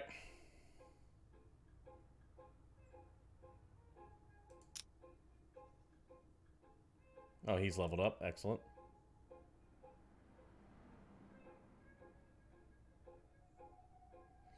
He'll be a jack of all trades.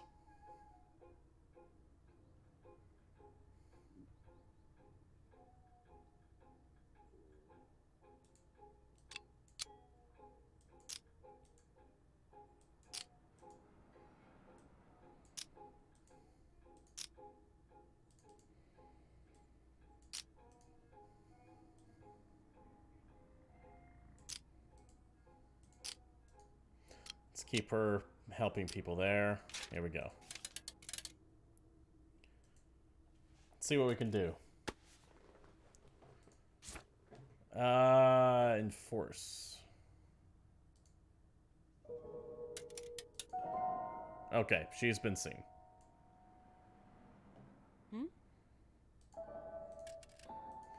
Who do we got? Oh, hello, Judge. I kind of want you just because you're an official. I absolutely kind of want you because of that. And you're a good all around. Yeah. Welcome to the team.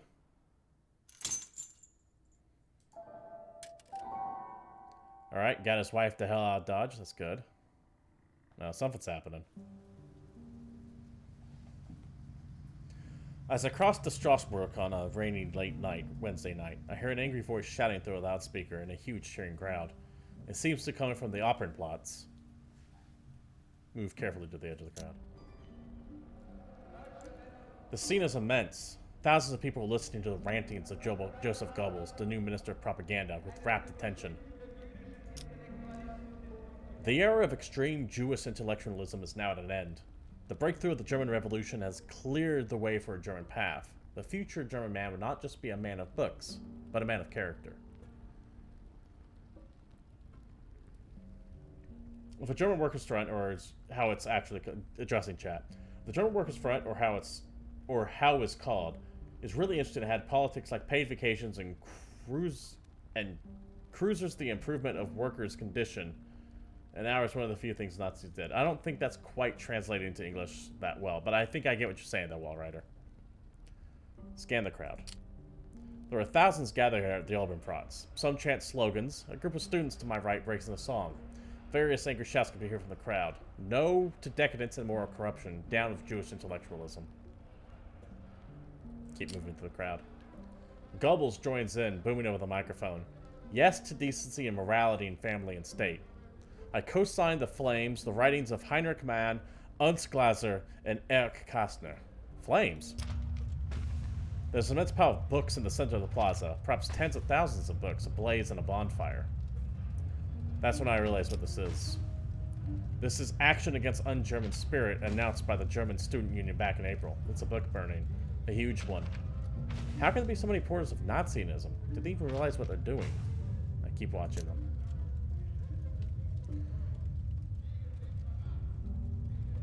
Nearby, a group of students breaks into a chant about German purity, and nausea creeps into my stomach. Sharp-eyed, sharp-faced man with sad, penetrating eyes glare at me with a side eye. You don't look where, friend. Why aren't you joining in a chant? He remarks quietly. There's a hint of irony in his voice. Maybe he sympathizes with the resistance. Why aren't you joining in the chant? I reply. The tiniest hint of a smirk creeps across one corner of his mouth. Then sadness draws over his face as he gazes turned into the fire. His eyes wet reflect the dancing flames. It's enough for me to attempt the destruction of my own work. To celebrate it would be too self-depreciating, even for me. Wait, what? I stare at the books, then I have a mouth agape. You... Are you... He holds his one hand out and presses his lips to shush me. I regain my composure. A half smile grows between his sad eyes. But what are you doing here? I whisper. You know they had to ask the firemen to douse the books in the petrol?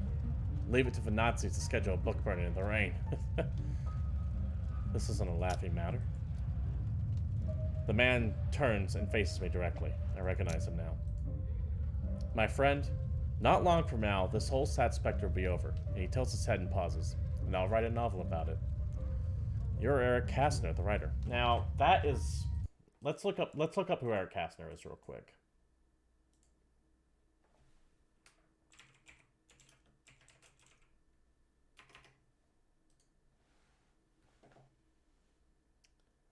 He died July 29th, 1974, so he clearly survives. He was a children's book writer, it looks like. German author, screenwriter, poet, and satirist, known primarily for his humorous and socially astute poems, and for children's book, including A Meal of the Detectives. Very cool. It's one of those people I was like, I want to look this guy up. Yeah, the game touches on a lot of things that are overlooked in most games about Nazi Germany. Most games about Nazi Germany are about go in here, blow up target X, kill a bunch of Nazis, get out. This is dramatically different, and I'm way into it because of it. By the way, the volume cutting down is me moving to my other screens. That's not you guys. That's all me. One of the students has been staring at us and cries out, "It's him, Kastner! Eric Kastner, it's him! We should leave."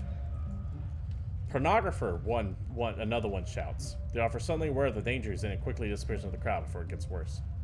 I pick up a notebook that must have fallen out of his pocket. I walk home in a daze, steeped in the smell of smoke and the echoes of slogans and chants ringing in my ears. I will never forget the dancing flames reflecting in Kastner's eyes as he watched his own books burn. NS students burned thousands of books by Jewish and dissident writers, all books from the Library of Academy for Sexual Research. Outraged Nazi students stormed the Berlin Institute for Sexual Science and its library. Due to the political situation, 6 members of the SPD party executive decide to leave Germany and work from abroad, among them Hans Vogel in Otterwels. Just before meeting, Christian Ebert takes me aside and tells me Nova's snitch on our supporters. Who's the snitch? Let's set a trap for this rat, I say. Make sure he won't snitch for much longer. Alright, you got some people who just need to go the hell out. And we don't have the money for it. Shit.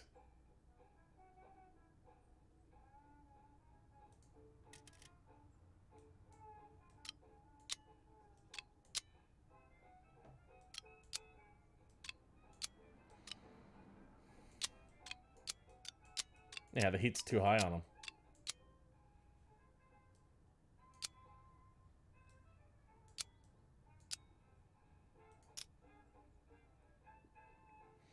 I gotta get these people, like, hidden. That's what I gotta do. They can't do anything.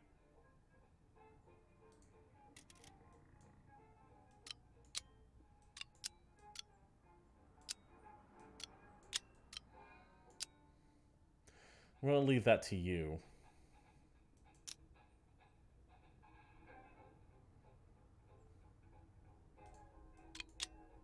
Jesus, I can't even do that without them, like, freaking out over it.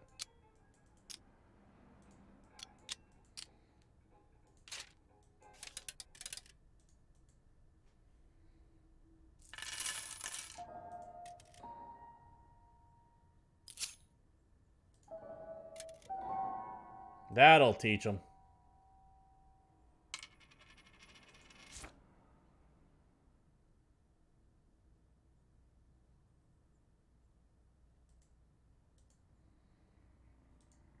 Alright. Don't worry, I have some money now. I'll be able to drop that shit off at least.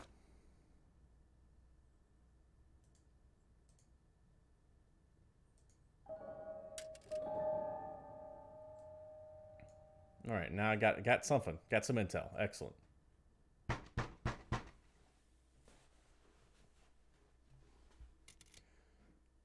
Oh, shit.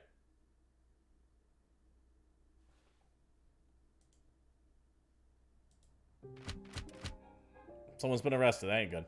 Hitler endorses U.S. President Roosevelt's world disarmament proposal. He demands a revision of the Versailles Treaty at the end of the partial occupation of German territory by France and the elimination of German war reparation payments. In 70 cities, the appointed mayors are suspended or forced on leave. Commissioner of Reich Otto Wagner and leader of the German Working Front ban any strikes and labor disputes for the coming weeks. Hans Peters is angrily pacing the room during the meetings. These damn Nazis, anything they disagree with, they just kill it or ban it outright. I'll tell you what it's about, mutters Hans. The regime has banned the Social Democratic Party. So what now? Social agreements just don't exist? This is outrageous.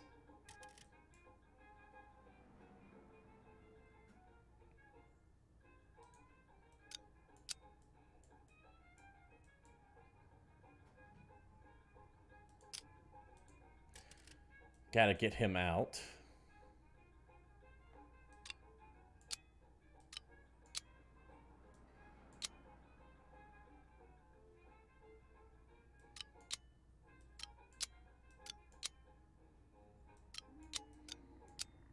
Okay, there we go. They'll get him out. They'll get him the hell out of Dodge.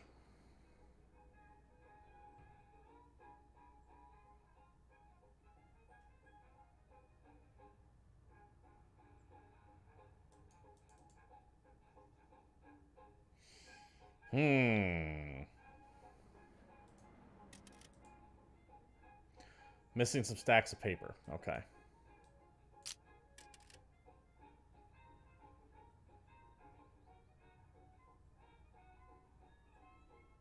I just don't have really much that I can do. That's just it.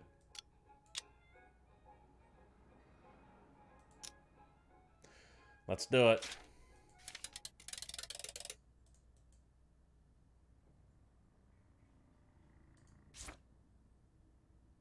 Oh, why are you fighting? Come on.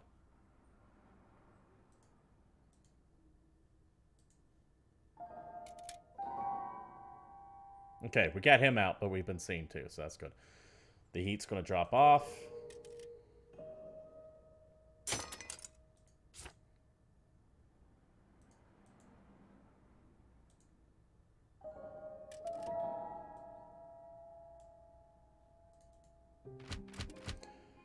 A new law introduced permitting human sterilization to further Nazi eugenics program to build a master race. Hitler visits Pearl Harbor to see the fleet consisting of the old pre-dreadnought battleships. He boards for Leipzig with leading SS government officials, including General Werner von Blumberg, Admiral Erich Raeder, Hermann Goering, and Franz-Paul Papin. Against the votes of the SPD, Prussia passes its own enabling act, similar to the Reich's enabling act from March 23rd, and establishes the President of Prussia to pass laws without Parliament. My heart skips a beat when I see Ellis Kempfer at the meetings. There's a bruise and cuts on his face. You okay? It'll take more than a couple brown-shirt thugs to keep me down. Now that the Nazis have banned unions, I get attacked for just showing up and speaking up. Well, this isn't over yet. Some of them seems more resolute than ever. Okay. Well, we got a lot of people who need to just disappear for a while. And the heat did not actually go away on her at all.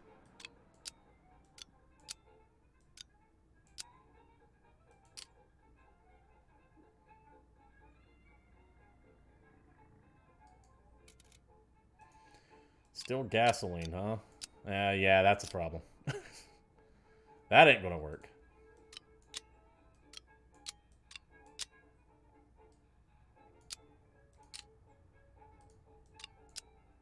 Just no matter what she does, it's gonna start up shit now.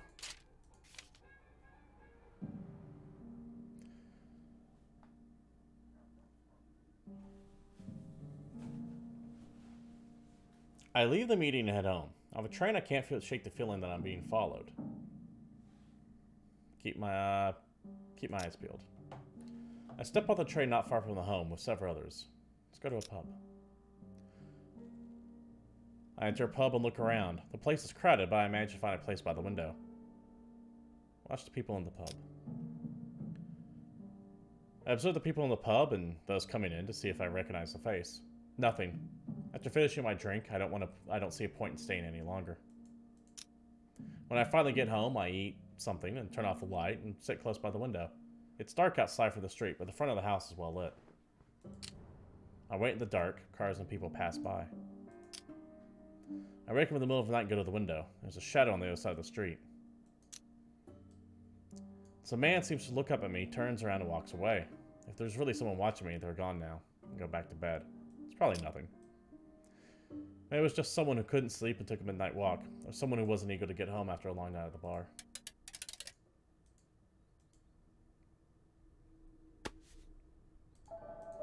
God damn it, stop being seen.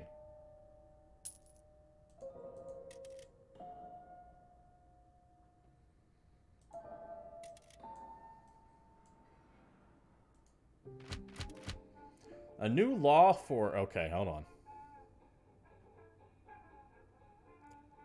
Erstand da Darhalern, marriage loans, is decreed.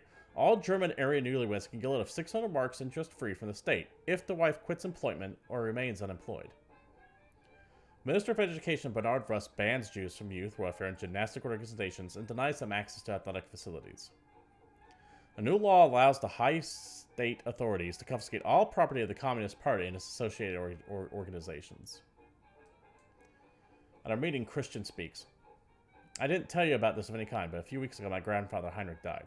He was a good man. Well, today I got a letter from his lawyer telling me I inherited some money from him. Our condolences. We hope the money will be able to help you and your family. My family will need this money, thanks. Well, thanks for just telling us you got money and nothing else, I guess. Okay, you need to... I don't have money. God damn it. This is still, like, the best way I can get money. Still.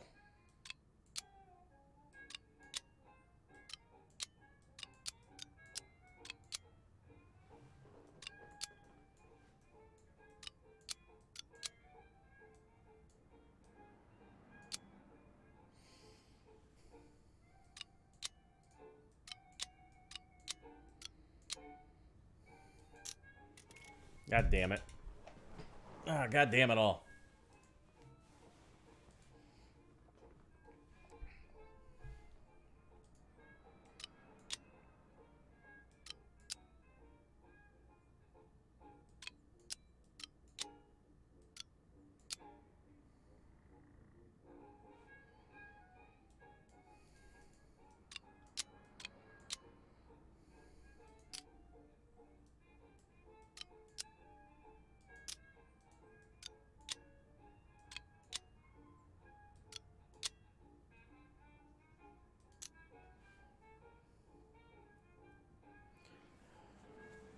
Oh, boy, Karen. Karen. You are,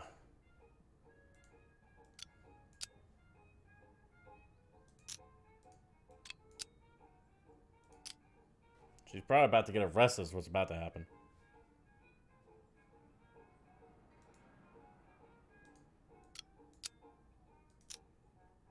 Oh, hold on.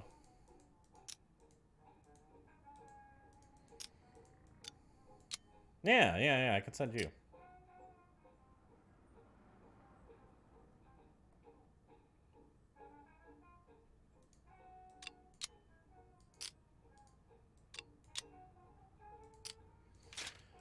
Sounds good.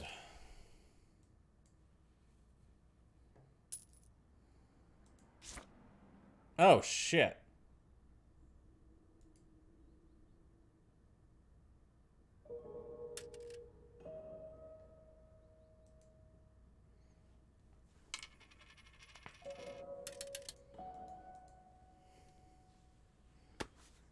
Yeah, that wasn't cool, man.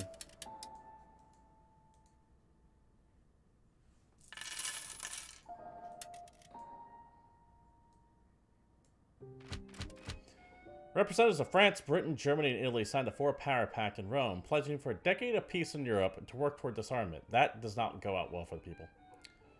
An international anti-fascist congress takes place in the city of Paris. Participants from all over the world discuss ways to fight the growing fascism in many European countries. Otto Kempler uses the leadership of Berlin's Staatskapelle due to his Jewish background.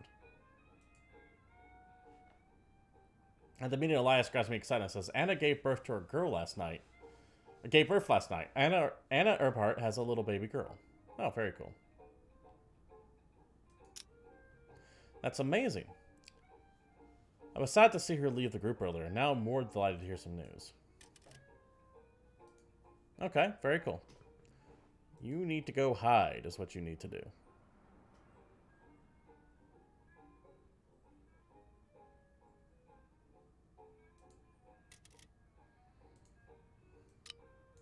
Time to go in hiding. Other people, we can do stuff, though. I don't know what, but we can. We have 2 days before all this just goes away.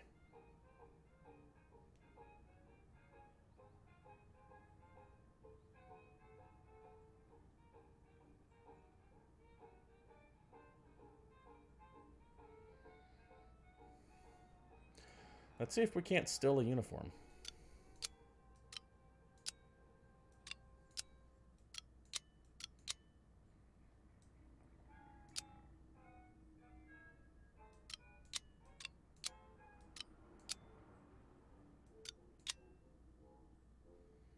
Yeah, let's do it.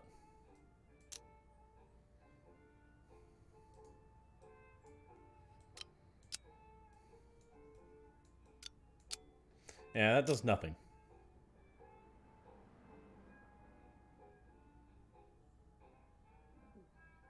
I still like buying shit from this guy.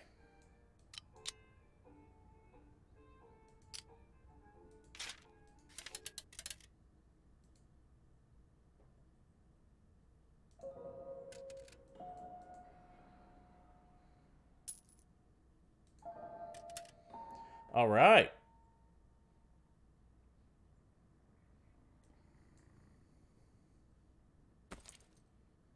This is the big one.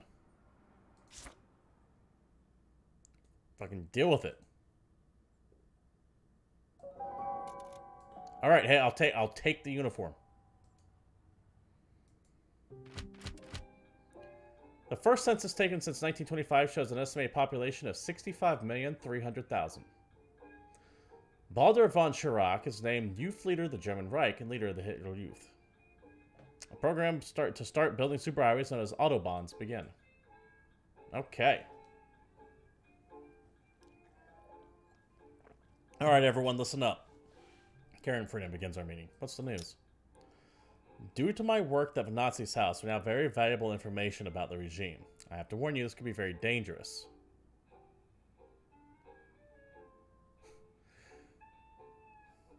We need to plan carefully. We should not... This is going to be very dangerous, so we should not plan... This could be very dangerous, to plan carefully and not rush things. And thank you so much for doing this, Karen. You might have just opened up a chance for us to stop the regime for good. Yeah, well, it's June 33 right now, so... Critical intel.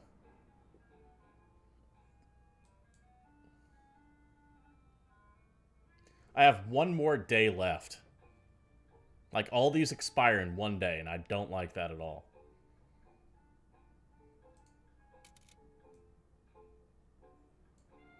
Let's spread some books.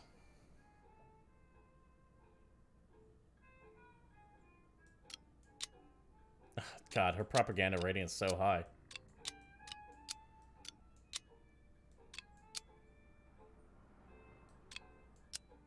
Oh, it's so dangerous. That reduces it. That definitely reduces it.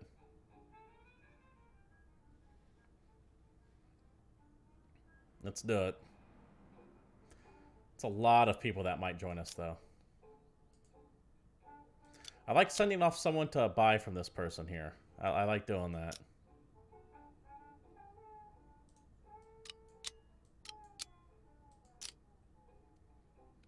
Works pretty well for me, I think. What's this? Smuggle books? Okay. That seems nice and... That seems light. Okay.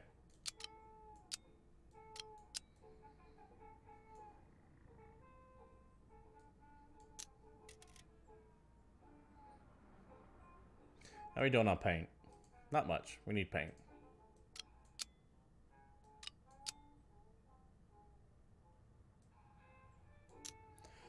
Alright, Powder Man, you have a good one. Thank you for dropping by. I know I've been too talkative in chat. There's just so much dialogue in this that I can't both read and address chat too often at the same time, and I apologize for that.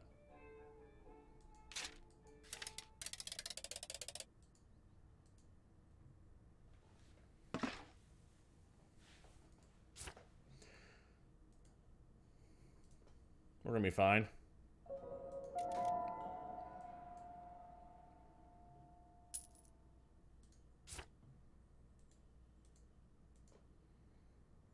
We're gonna be fine. Damn. Alright, this is the big one. Hide. It's gonna be okay.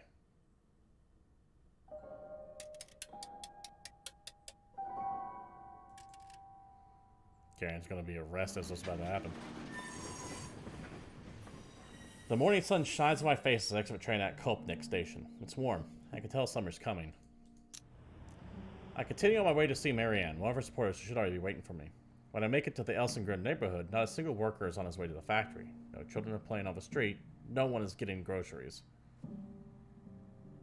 Should probably hurry up. I pick up the pace to continue on my way to see Marianne. I smell smoke, probably from the campfires in the community garden nearby. I reach a small house which Marianne and her husband Werner live. Both are former unionists to support the group. I knock on the door. Eventually, a curtain is in one of the windows is pulled aside. Marianne's face peers out. She sees me and opens the door. Are you insane coming here? She whispers, looking at me left and right, then quickly pulls me inside.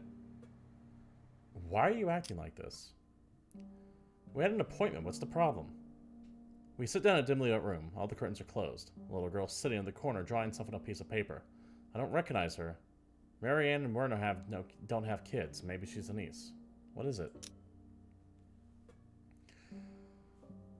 What's the matter, Marianne? Why are you acting like this?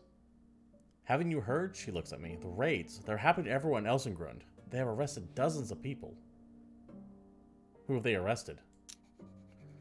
She can't tell you more. Marianne looks at the points of the little girl, who has continued to draw quietly since I entered the room. Yost, says Marianne. Could you tell my friend Peter what happened yesterday? The girl stops drawing and looks at me. Look at her picture. What are you drawing there? I ask her. This is my papa, and these are the men who took him, says the girl and continues. When I came home from school, there was a truck in front of our house, and Helena is my friend from school. Helena said, isn't that your father? And I saw him. What's her father's name? Her father is Gotz Killian. You probably know him. He's a teacher here in Copenhagen. Thanks. There are men. Two of them holding Papa, and the third one was beating him up. I started to cry and yell at them, but they wouldn't stop. Hey there, Junsi, how you doing? Stream's doing well. I haven't been too talkative this time around because this game requires me to have a lot of reading, so I'm focusing more on reading the dialogue than the game, but it's definitely working out pretty well. Thank you for dropping by. It's good seeing you again. It's always good to see the regulars coming back. Could you see what the men were doing? Then they pushed him into the back of the truck. The men climbed up the two and they kept beating him. I cried so loud that everyone could hear me, and I begged him to stop. What happened next? Then Mama came and we looked for the truck. We found it at a pub. Papa was gone, but there were more of the bad men. When they saw Mama, they recognized her and wanted to take her too. I cried even louder, and I cried loud that I scared the bad men, and they didn't dare take her because they thought I would break their ears, she smiles. And then we came to Aunt Marianne, but Mama's busy right now. She'll pick me up later. Right, Aunt Marianne? Yes, Yost. Marianne looks away. You're a brave girl, Yost. Thanks for sharing such a difficult story with me. But will you bring Papa back? I'll try. Where's your husband? I don't know. He didn't come home last night. I'm sorry. I'm worried sick, but I need to stay with Yost. If you can go and find out what Werner is. I'll try. I'll do my best. Do you have any ideas where I should start looking? I really don't know. Yost and the men who took her dad came in a white truck. Over the last couple days, I saw a white truck around here too. Maybe it has something to do with it. They said goodbye to Marianne and Yost and leave the house. Outside, a white laundry truck drives past me at high speed. It has something on its back, but I can't see what it is. I run as fast as I can. The truck is quickly out of sight, but the road can only lead to one destination, Schmedok Forest. It's chilly in the forest despite the warm summer sun. I speed up and I follow the main path to the Kopernik to Wunhilde. I try to reach an area of large leafy trees and I know something hanging up high. That's not good. Look from afar. A huge sack is hanging in the branches like a butterfly cocoon. Find out what it is. I climb up the tree and cut it down the sack. It drops to the ground with a thud. There's a pair of face staring at me. It's Werner, Marianne's husband. His face is bloody and swollen. His right eye is missing. I feel sick. I swallowed the acid taste in my mouth. When I look up again, I see there are many more sacks. Many, many more.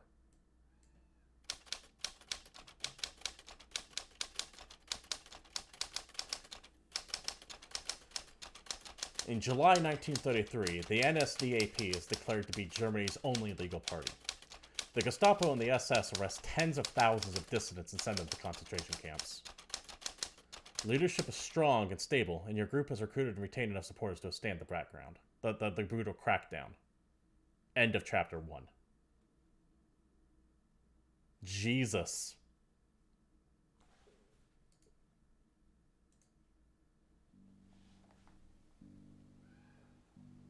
The bloodshed in Köpenick wasn't the first event of its kind, and it likely won't be the last. SA and police arrested tens of thousands of political opponents. Many were imprisoned, tortured, or killed. The Nazis banned all political parties except the NSDAP and made it clear that from now on they alone ruled the country. In November, Hitler won re-election with 92% of the vote. We went into hiding. It felt like there was nothing left we could do. Chapter 2, Peak. Let the world know the truth about Germany. Alright.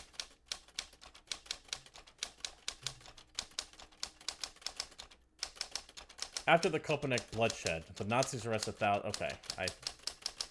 it's different than what was said. After the Kopernik bloodshed, the Nazis arrested thousands of political opponents, and many were injured or killed. We went into hiding, waiting for the right opportunity to come back and fight the regime. For almost 3 long years, we waited, watching things getting worse. Powerless, until that day in March of 1936.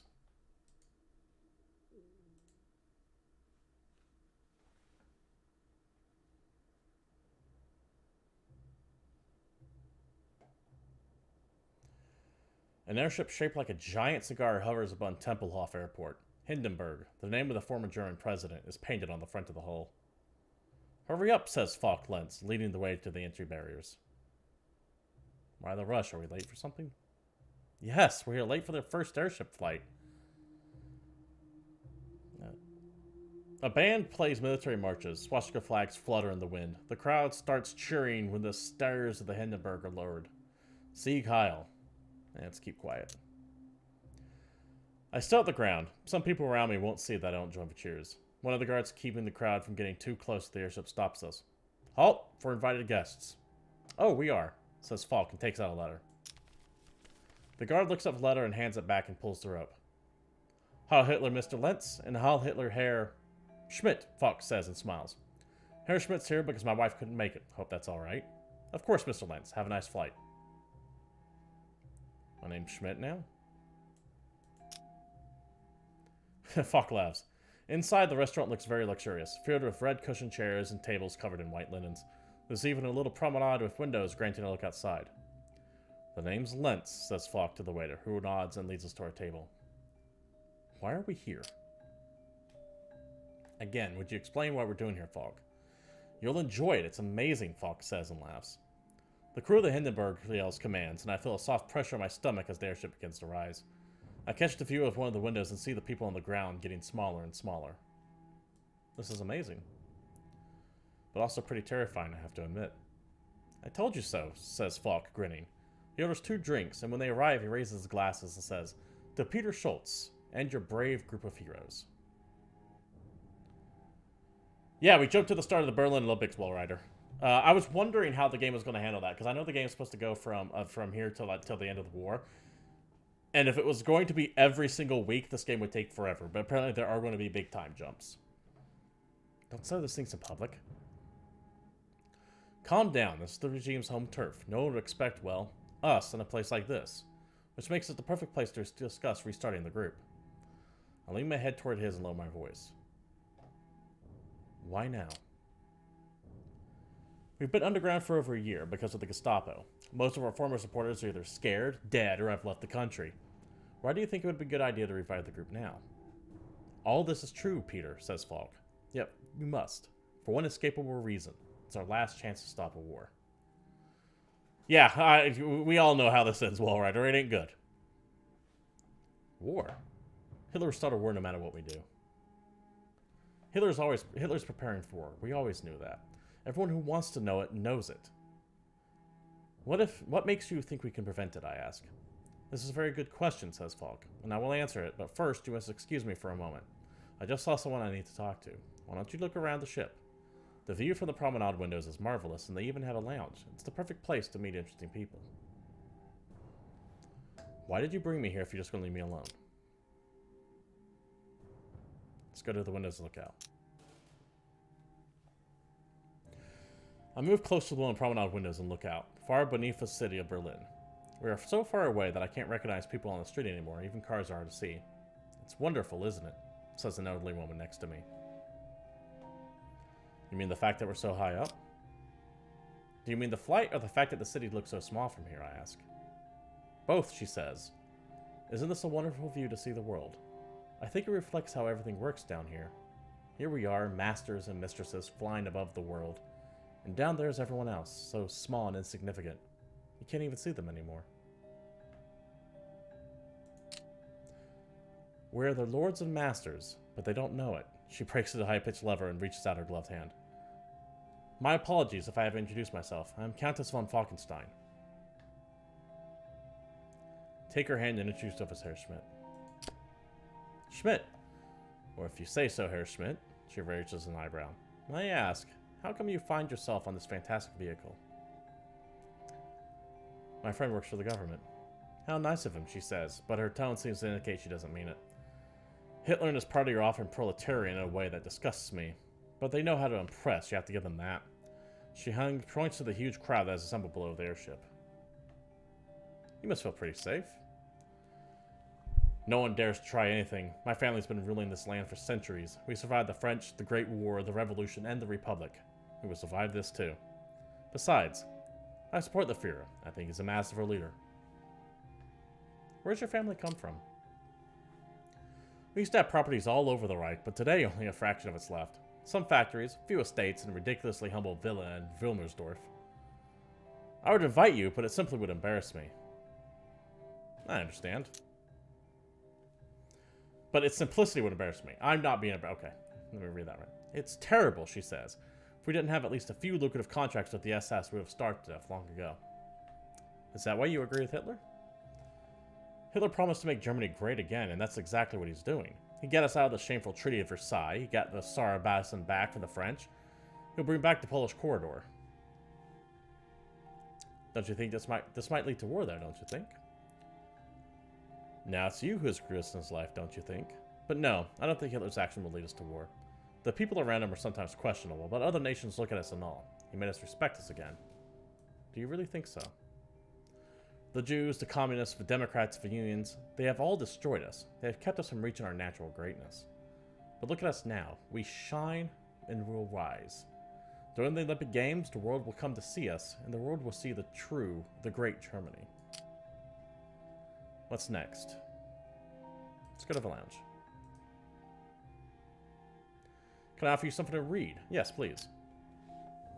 He hands me a magazine. Bring it back when you leave, please. The lounge has no windows and is illuminated by indirect artificial light. Comfortable leather armchairs are arranged all around the small tables. There's only one other guest when I enter, and he smiles and offers me a chair next to him. Thank you, you're too kind, I say, and take a seat. What brings you this miracle of modern technology? He says with a strong American accent. A friend of mine invited me here. Really? Lucky you, I guess. Why are you here? Me? I'm a journalist writing for the New Observer, an American magazine. I'm from the United States, if you might have guessed from my accent. I thought so, yes. Let me introduce myself. I'm Tom Fox, American journalist and danger seeker. If I wasn't, I would not be sitting inside a giant sack of hydrogen. Why are you aboard this airship? I write about Germany for American readers. I'm fortunate to get invites to these kind of things. And what do you think about Germany now? I love German culture, German food, the German language. Honestly, I had serious doubts about the way your government... Honestly, I had serious doubts about your government and the way they handled things before I came here. You have doubts, but you still came. Yes, I did, and I don't regret it in the slightest, he says. But after spending 3 months in the Reich, I must say, your country is up to something. I'll make sure the readers of the United States get the real picture. And what is the real picture? How is it different from the picture they have right now? There are lots of rumors about Germany, says Fox. See, we like our freedom. We like the right to do what we like, but Hitler and his party seem to interfere in every detail of people's lives. And the Americans don't like that? No, we don't. Many American newspapers paint a picture of Germany as a country where people get arrested and killed by the government all the time. Many of us, me included, thought Germany was doomed when Hitler took over. But now you think differently. Yes! I must admit that I'm impressed. Germany looks great. Berlin looks great. And the rumors about how the Jews are being mistreated seem exaggerated. In my 3 months here, I haven't seen anything problematic. So your story will be Hitler, one big misunderstanding? Pretty much, yes. Well, I'm sure that I don't want someone like Hitler. Well, I'm sure I don't want someone like Hitler for us in the U.S. I think that maybe for you Germans, Hitler's what you needed. I cough. Are you all right? There are things you and your readers should know. Oh, this sounds interesting. I'm always interested in finding new sources. And be assured you can tell me anything. Informants stay anonymous. Not here. Do you have a card? Of course. This is the address of my Berlin office. If I'm not there, just talk to my secretary. He hands me a business card. I need to get back to the restaurant. It was a pleasure meeting you, Herr Schmidt, he says, and gets up and leaves. I see Fox standing at the other end of the promenade, gazing at the horizon. The Luftwaffe officer is nowhere to be seen. You have time to answer my questions now? Of course, I'm sorry I left you alone. It was someone who might become very useful to us. I'll introduce you eventually. What was it you want to know again? How can we prevent Hitler from starting a war? Hitler wants war, just not right now. He knows the Wehrmacht isn't ready yet. He needs more time. He needs the world to think that his Reich is just like any other country and that there is no German threat. If the world thinks Hitler's harmless, will he win? That's correct. Let's face it, it's too late to fight Nazism from the inside. Even killing Hitler won't do it. Most Germans are happy following the regime. We need help from the outside, but if the world believes Hitler is harmless, the required help won't come. How can we convince the world? Nothing, but I hope to do. But we have to hope that's what they'll do. Otherwise, this world will see the war and destruction far worse than anything it's ever experienced. Alright. The election's taking place and everyone's eager to hear how much the people approve of the Fuhrer. The people of Rhineland get ready to join the Reich. All they need to do is sign the ballot in favor of the annexation in today's election. Goebbels calls coal the most important, and coal workers Germany's work heroes. 95% of the Reich's energy is produced by German coal-powered fuel plants. Okay. It's a bizarre thing to see Nazis holding each other back, says Christian during the tonight's meetings. I saw something really weird at the club last night. What happened at the club? So I went for drinks last night, and I'm waiting in line to get in. There's a couple in front of me. He's black and she's white. The bouncer gets furious and tells them off. It's ugly, but it's not unusual, is it? Now wait for it. A policeman shows up and goes straight to the bouncer. He whispers something we can't hear. Wait, the policeman actually make him accept the couple? That's exactly what I'm saying. The bouncer grudgingly motioned for them to enter the club, and that was that. I think I know why that happened. He intervened because there were lots of tourists. He intervened because there were lots of visitors and tourists there. They have to maintain an image for now.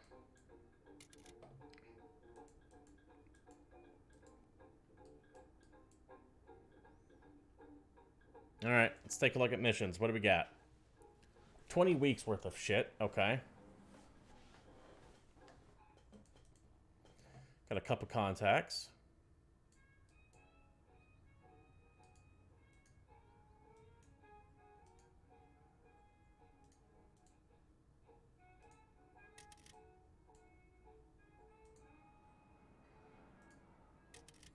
Let's use these contacts. Use those contacts while I can.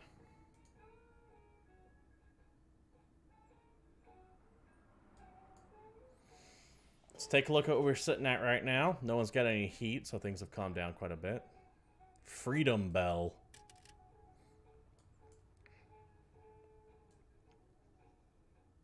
Oh shit, blow it up.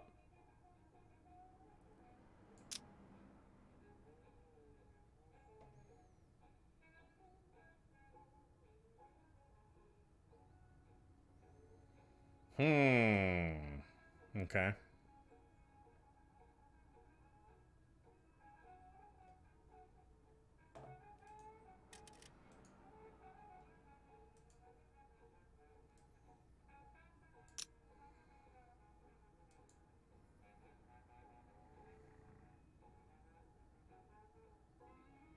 I don't know why I was able to build a warehouse there and then do nothing with it.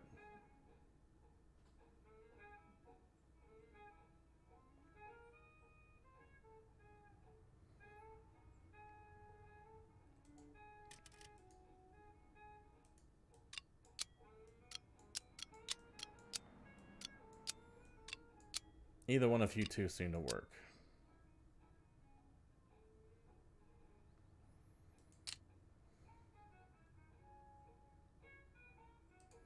Meet a friend.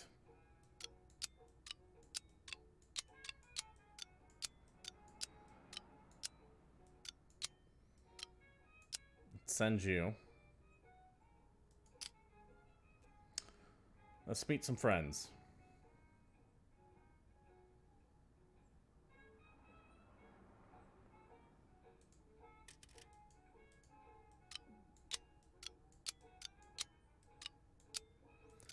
I really don't have anyone that might... Well, you. We'll send you. Meet a businessman.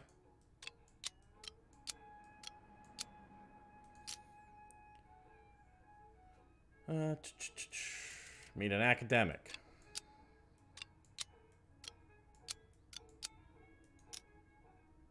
Let's see, what else we got? What else we got? How's everyone doing, by the way? I know I've been very uninteractive with chat, and once again, I apologize for that. This one is just one of those games that require me reading more than talking with community out there. I hope you're all enjoying it, by the way. Just a quick plug for the channel while we're taking a quick break here. If you like what you see, be either here at twitch.tv/GamePoints or later over at youtube.com/GamePoints. You can support the channel in any variety of ways. You can like, follow, turn on notifications so you know when I go live, bits, subscriptions, all that good stuff. You guys know what streamers like. Feel free to help out as little or as much as you prefer. But either way, thank you very much for just being here. All right, let's see.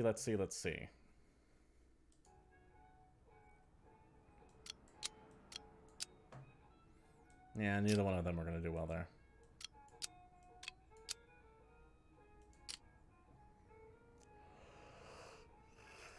Ugh.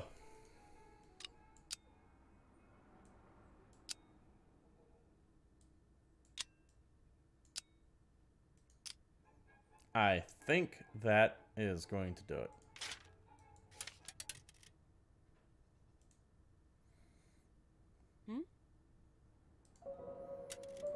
Oh, really? Just out the gate? Come on.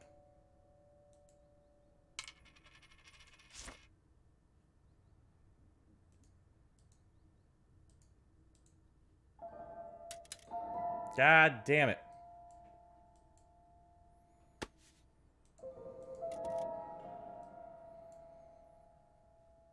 Hmm? Hmm? Just everyone was seen. That's just all this heat out the goddamn gate. 99% of the voters voted for the NSDAP. Adolf Hitler, a continuation of the annexation of the Rhineland. Ribbentrop presents the British government in London with a German response to the Locarno Memorandum of 19 March. It contains a proposal for a comprehensive peace plan based on full equality of all participants. I can speak. From now on, school sponsorship, awards, and scholarships are reserved for members of the Hitler Youth.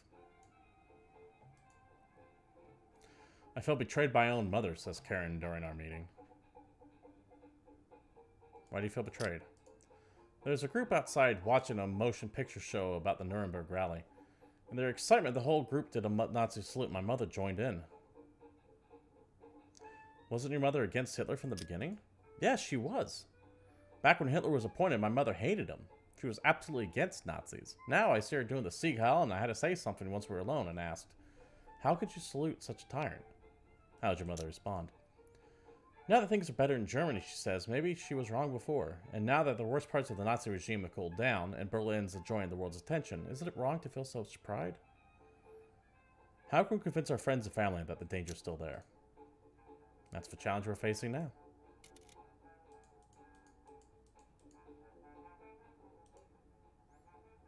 Alright. Just everyone has heat now, just all of a sudden. That's real annoying. That's real goddamn annoying.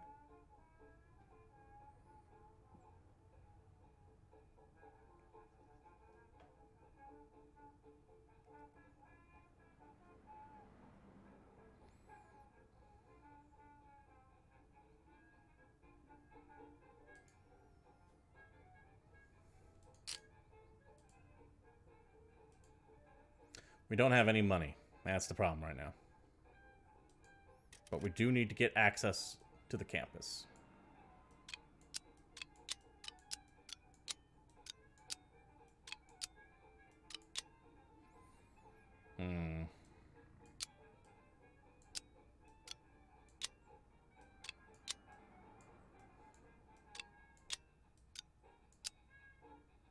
I think that's as good as it's gonna get.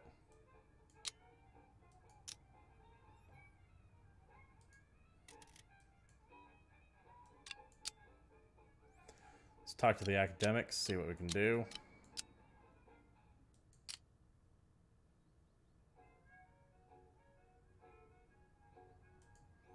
Meet the businessman.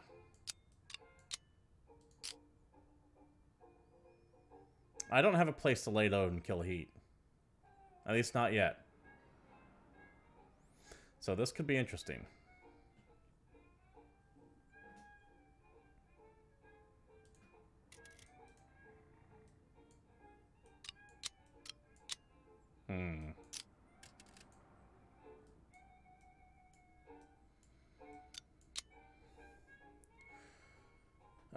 Let's get the workshop up and running.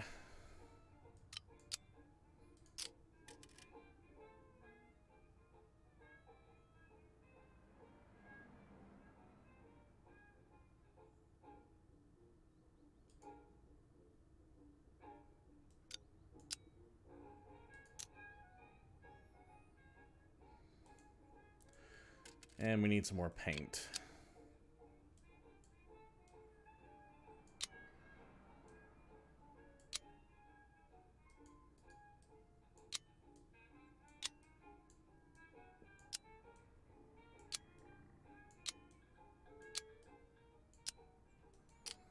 Done. Let's do it, see what happens. I meet with Joachim at the cafe. Where we... Joachim? I meet with Joachim, I think is how they pronounce it. I'm not positive. At the cafe we used to go when times were better. Before Hitler's took over. Before Joachim was arrested by the Gestapo in 1933. Look at people sitting outside the cafe, but Joachim is not one among them. The weather is really pleasant, so everyone's sitting outside in the sun. But I still look inside. At first glance, there's no Joachim, only an old man sitting alone in the corner. Peter, someone calls my name. Yes? And then I see him. The man I took for an old man is Joachim. He looks very different than I last saw him. His head of hair is gone, his face is sunken, dark circles around his eyes, and we hug. You look terrible. Yeah, I have no idea how it was. I still can't believe I'm out. When I wake up in the morning, I expect the guards to be standing over me. It's good to be back. Would you like to talk about it? No, at least not now. I'd like to forget for now. We talk about the old times before better days, before everything went dark. We managed to avoid talking about politics and the fact that Joachim had to spend the last 3 years in a concentration camp. What you saw, would you be for fighting the regime again? You mean now? It takes a while before he answers. It seems like it's that hard to think about it. He shakes his head. No, I don't think so. I cannot guarantee that I wouldn't give everything away if they catch me. I can't stand the idea of going back to that camp. I understand. The Joachim I knew would have never been intimidated by them. The Joachim I knew never would have given in. It's horrible what this regime does to people. We have to stop it.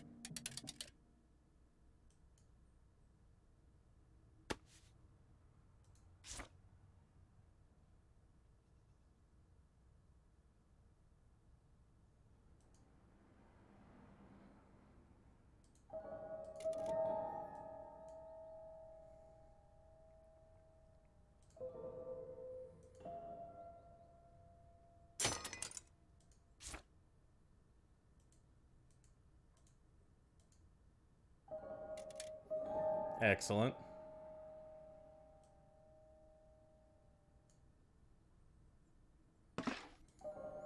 Okay, get paint. And supplies. Spanish Parliament dismisses the President of Spain, Nicolito Alcala Zamora.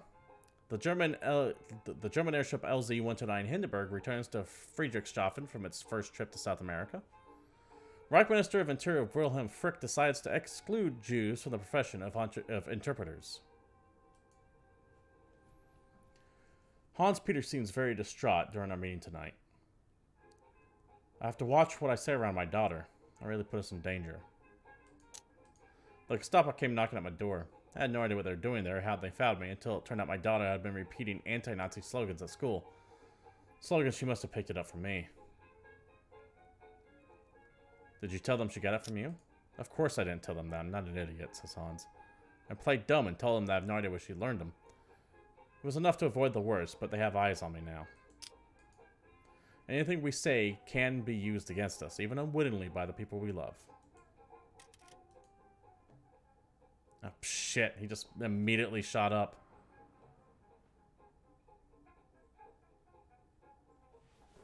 Well, the heat's on him now.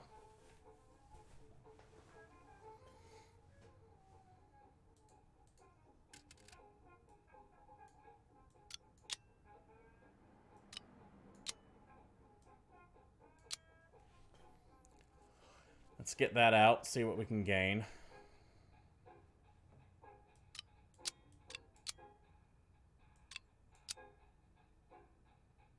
I'm thinking all of them. Let me move this back a little bit, set up some, and pull that back in.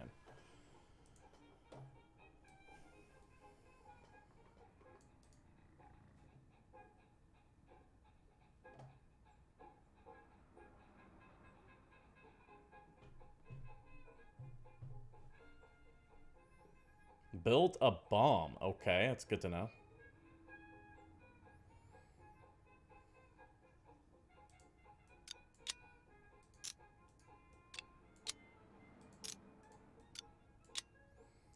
I wonder if I can just send him out or if he'll get, like, busted. And I need money, too. I need to raise some funds.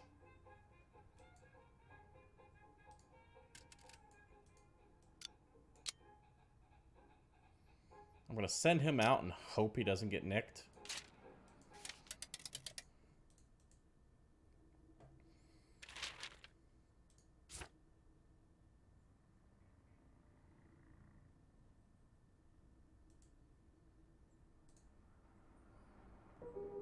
Uh-oh.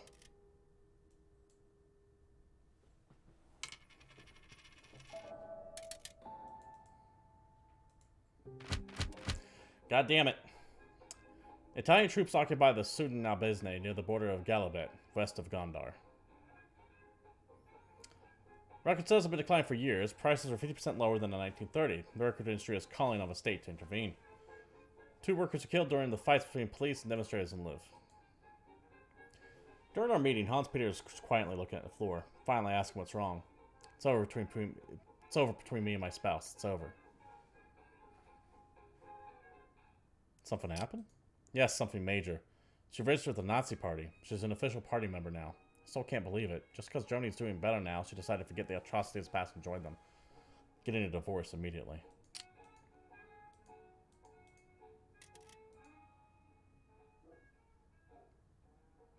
Shit, I don't have my leaflets anymore either. It's real annoying.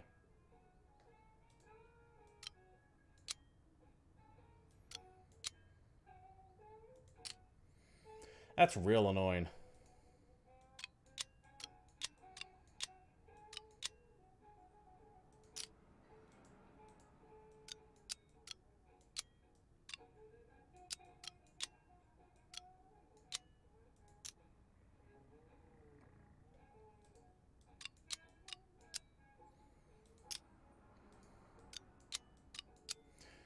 See what gets us the maximum.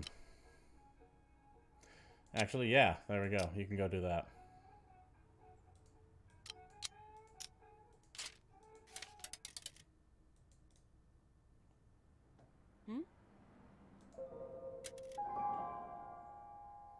Stop getting seen.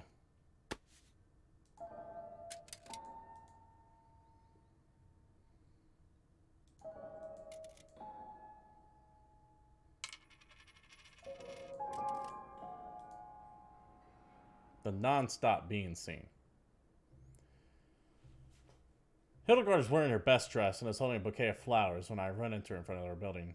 We've been neighbors for years. As a single unmarried mother, she hasn't had it easy, so I try to help her from time to time. I was hoping to see you today, she says and walks straight toward me. Good to see you, Hildegard. Today's the big day. What's happening today besides Hitler's birthday? Hermann is joining the Jungvolk today. He's becoming a member of the German youngsters in the Hitler Youth. On the Führer's birthday. It's the inaugural ceremony as part of the birthday celebrations. Do you have any idea how proud I am? You must be very proud. I'm sure he'll make a career there. He's such a hard-working boy. Aren't you worried about him being indoctrinated? What do you mean indoctrinated? It's the Hitler Youth. What could possibly go wrong with something like that? Listen, there is something I want to ask you about. What can I do to help? Would you join me for the inauguration ceremony? I know it's a lot to ask, but the person who was supposed to join me can't. I thought it would be nicer not to show up alone. Alright. That's great. Thank you so much, she smiles. We need to hurry a little bit. The event starts at 4 p.m. at the Tiergarten. We still have time. We take a train to Unter den Linden. The magnificent promenade is decorated with flags and banners in Hitler's honor. The Führer gazes down at us from the wall, drawing, stares directly at us from busts and paintings inside the shop windows we pass. Isn't it wonderful how beautifully they have decorated the city, says Hildegard. It's a bit much, don't you think? She ignores my comment and goes on. I'm happy we can spend this day and attend this wonderful event together. I knew you were a good person and loyal to the Reich and the Führer, no matter what people say. What are people saying about me? Oh, you know, because of your past and what you were doing before a Führer took over. But I always say, the past is the past and now is now. Here we are, Hildegard points at Tiergarten. On a huge plaza inside the park, a crowd of hundreds of young boys gathers, and all wearing the uniform of the Jungvolk.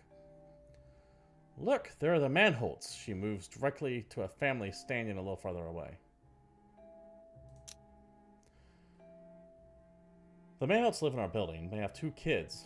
The boy just started school and the girl is younger than 2 or 3 years younger. Can't recall the children's names. Klaus, shouts the father in reproach. You stop complaining now or leave immediately, hear me? He's crying. Is everything alright with Klaus? Hey there, neighbors. Sorry to witness this cruel father abusing his poor son. He laughs. What's the problem? He wants to see the Führer, even though he isn't here yet. How do you not know that? How do you know that, says Klaus. You're not looking for him properly. We'll miss him. Oh, what a cute boy, says Hildegard. Of course you want to see the Führer. But your father is right. He isn't here yet. Otherwise, we would know. Trust me. One can feel the presence of the Führer. I'm sure your father's right, Klaus. A band begins to play a march. When they're done, the voice of Baldur von Schrack, the dedicated national youth leader, starts to boom over the microphone. My Führer, my comrades, we are once again gathered together to experience this proud and happy moment, says von Schrack. It's the Führer is speaking, as Klaus. And Papa Manhunt deal with Klaus. My Führer, here stands your youth. A youth that knows no class or caste. A youth whose true example is you and you alone. A loyal youth that wants to work selflessly for this nation, just as you're working selflessly with great loyalty for this nation. Adolf Hitler, the Führer, leader of the German youth, has the floor. The crowd yells Sieg Heil, and Klaus tries to push his way toward his father. Step aside so Klaus can reach his father. Let me climb on your shoulders. I want to see him. Please, please, begs the boy. Mr. Meinhardt lifts the boy onto his shoulders. Hitler's voice comes through the microphone. My German youth, today you are here, a cross-section of all those around us in the whole of Germany. I can see him. I can really see him, shouts Klaus. Hitler's voice continues. We want to become one Reich, and you shall become this Reich. The crowd yells excitedly, Sieg Heil. This reminds me of church. We want to become one people, and you shall become that people. We want this people to be obedient, so you shall train to be obedient. Sieg Heil, howls the crowd. Is anyone even listening to the words he's saying? I look around me at everyone staring in the direction of the small man with his ridiculous mustache. Hildegard's eyes are glowing, her cheeks red with excitement. It's like each person has experienced a revelation. I don't know what's going to happen next. The inaugural ceremony begins. If the little boys take the Hitler oath, they show a loyalty to their Führer, to always honor his words and die for him if necessary. These children have been indoctrinated, but what about their parents? Finally, the ceremony is over. Everyone was quiet and emotionally touched by the weight of the day's events. The crowd moves toward the street where the parade in honor of Hitler's birthday will take place. I follow the crowd. The wide streets of a sea of flags, military vehicles and trucks drive by, and trucks and tanks drive by. Marching music plays, and the crowd sidewalks plays. The crowd on the sidewalk decided as Heil. I saw him. I saw the Führer. Did you see your two Herr Schultz? Asked Klaus.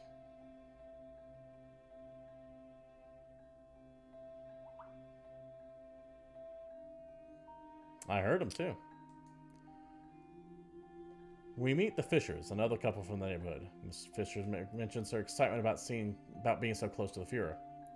Such a great man, she says repeatedly. We never regretted not having children, but now I wish we could have given a son to the Führer. Isn't that right, Manfred? Her husband nods. What does he like most about them? What he did for us, for Germany, and for the people. We were lost, and he saved us from darkness, guilt, and shame. He led us to the light. Adolf Hitler is our savior, says Mrs. Fischer. Hildegard nods her head vigorously in agreement. There it is again, I think. This has become a religion for these people. Our tanks roll by in what seems to be an infinite stream of military hardware. Look at this power, these machines, these weapons, these men. We're back. The world has to reckon with Germany again. All of this without a war. The Führer is a diplomatic genius. More tanks roll by in what seems to be an infinite stream of military hardware. So what do you say to all this? I asked Mr. Manholt, who has been quiet for the last hour. I point at the parading soldiers and tanks. I don't know. He lowers his voice so that Hildegard and the officials don't hear him. From my experience, those who build so many weapons usually want them to point. Usually will use... From my experience, those who build so many weapons usually want to use them at some point. That's what I think too. More tanks roll by in what seems to be an infinite stream of military hardware. The streets are empty and I walk home, still dazed by the experience of the day. These people, they seem willing to do anything for their leader, willing to sacrifice their lives and their children even, and I wonder...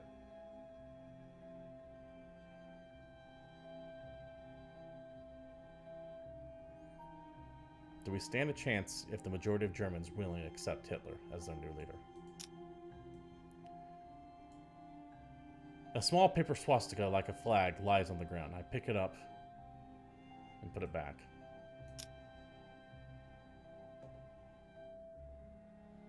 I continue my way home. Official celebrations in honor of Hitler's birthday taking place all over the Reich. Hitler signs a law that grants amnesty to NS criminals. And the League of Nations regrets the attempt of reconciliation between Abyssinia and Italy being unsuccessful. You guys, says Karen at our meeting, did any of you notice with tabloid Der Stürmer? Can't find it anywhere. Exactly. Haha, sorts. It's not like we're missing out on anything. It's nothing but propaganda and racist garbage. I think you might be I think that's the reason why you can't find it. I think that might be the reason you can't find it. The Nazis are trying to distort their image for the international press corps here in the Olympics. I'm torn. I'm glad the trash has been pulled. Yet it might help the Nazis look better. That's what I fear. To foreigners, it will look like the stories they have heard about anti-Semitism in Germany are exaggerated. The world needs to know the truth. You're probably right. Alright.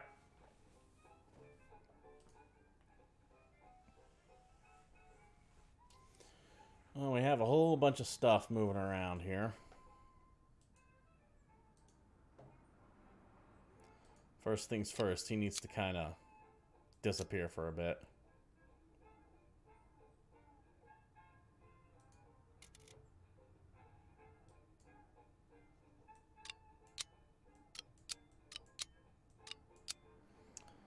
Huh.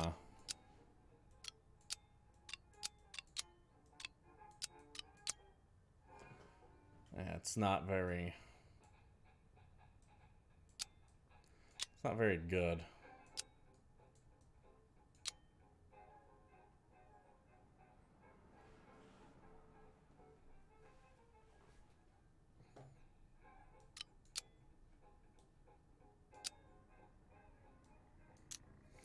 We'll see about doing that. Let's see if we can't collect donations.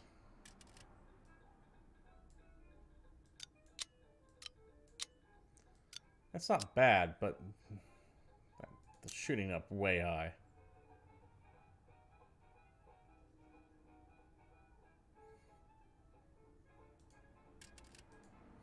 See if we can't talk to some workers here. Alright, here we go.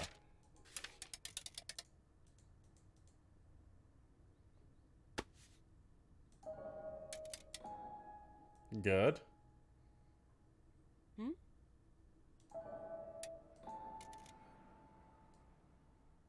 Oh, that didn't work.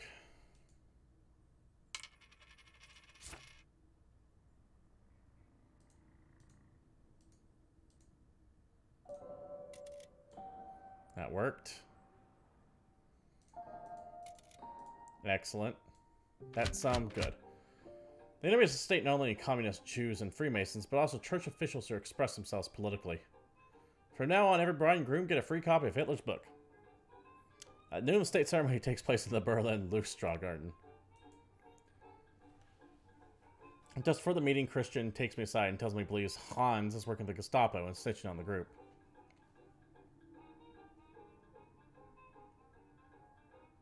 What? Talk to Hans. I asked Hans if anything he wants to tell me. He looks surprised he has no idea what I'm talking about. No, why is there? I still need to make a decision. Calm him down. I want this kind of attention to the group and ask Christian to calm down. Okay.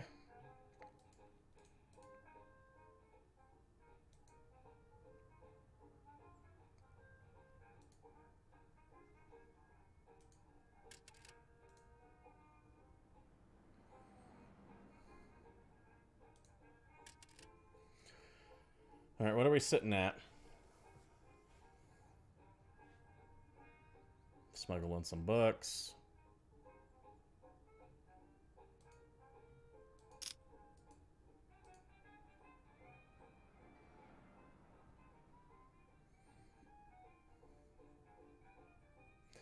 I need to gain access to the quarry.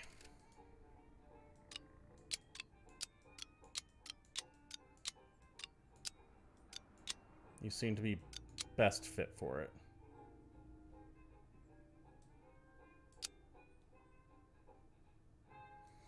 Let's see if you can't do it.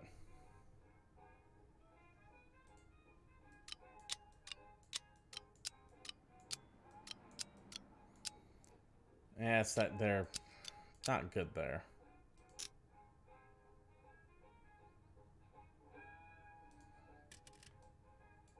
Let's see if we can't actually get this guy to join it. There we go. That's a good send.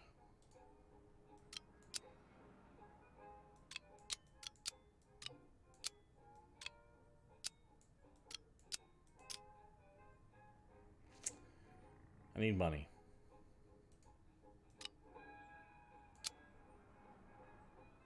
It's pretty good. Not so much. Not so much.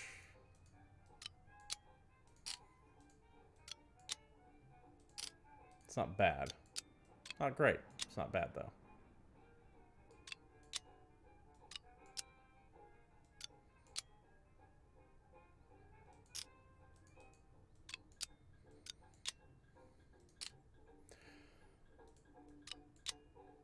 That might be worth it. That, probably very likely worth it. Let's do that one. Alright. Just as I reach my home, I reach one of my neighbors, Hildegard Pitts, who's beaming as she leaves our building. "Hello, Mr. Schultz," she sings in a sing-song voice. "Good evening, Frau Pitts. Where are you off to?" "I'm going to celebrate a bit. I have a new job and I'm getting paid twice as much as my old one." "Oh, what is your new job?" "The NSDAP has been such a help. Not only did they turn things around in their country, but they gave me a job as well." My heart sinks to the stomach and I couldn't control my reaction. I could control my reaction. "Oh, when did you join the party?" "Oh, hasn't everyone really? I think most support our Führer and they just embarrassed. That'll change." Her smiling naivete is almost cute. If it wasn't for the fact that we're talking about Hitler, she assumes I'm on her side. I won't challenge her now. She knows where I live. "What kind of job did you get for you?" "Well, I'll be a guard at one of their special camps outside the city." Okay. I feel myself getting dizzy. I don't know what to say. "You'll be a guard at a concentration camp?" I can't control my visual reaction and Pitt stays in stride. "Don't worry, they've assured me it won't be dangerous. Besides, someone has to do it, and they pay." "And how do you feel about that?" "Well, I admit it's rather intimidating. I haven't done something like this before, but I was told they reserve this work for really faithful party members." She smiles again. "Please be careful." "Oh, of course I will. Don't you worry." She walks off humming a tune.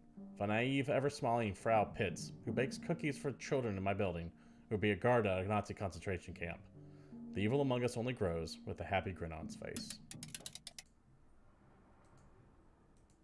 Alright, let's see what we got. Excellent. Hmm? Excellent.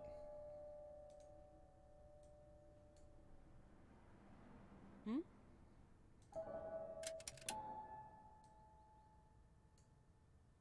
Hmm?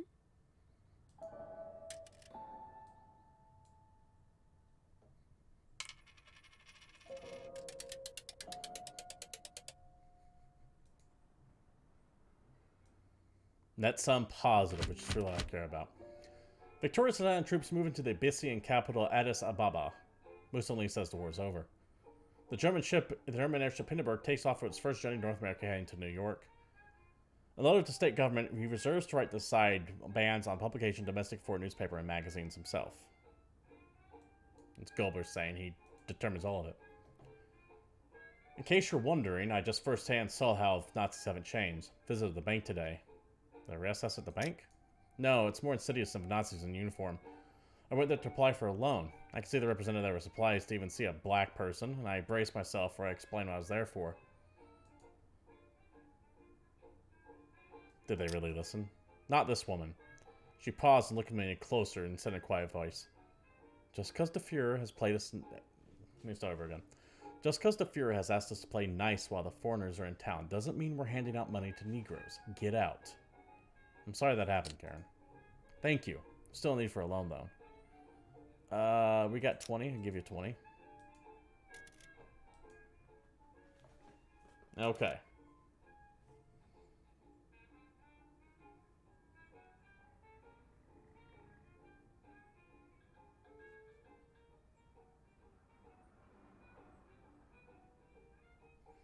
Yeah, we need explosives.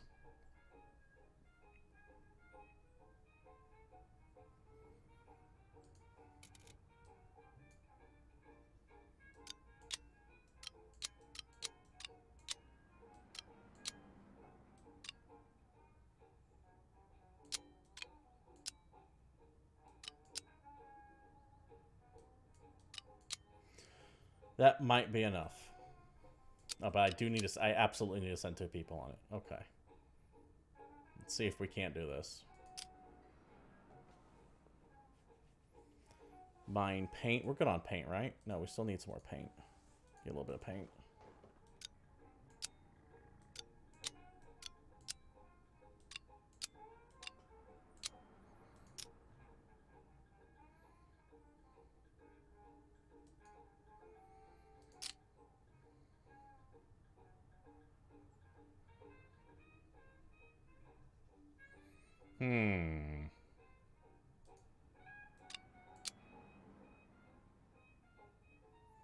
It's not bad.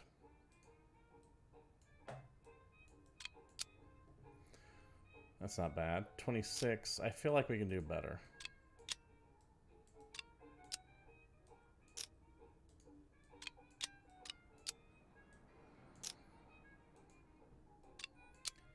Actually, that's not bad. So 35.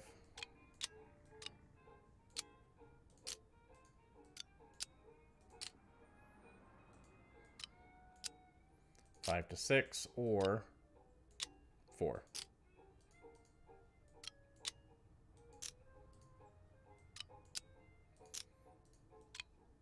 Let's do that. All right. Let's see what shakes loose here.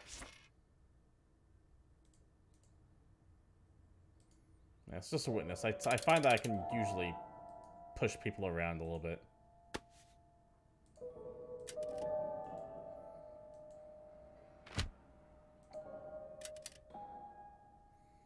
Okay, good.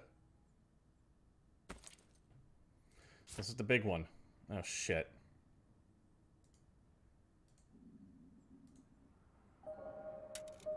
Whew.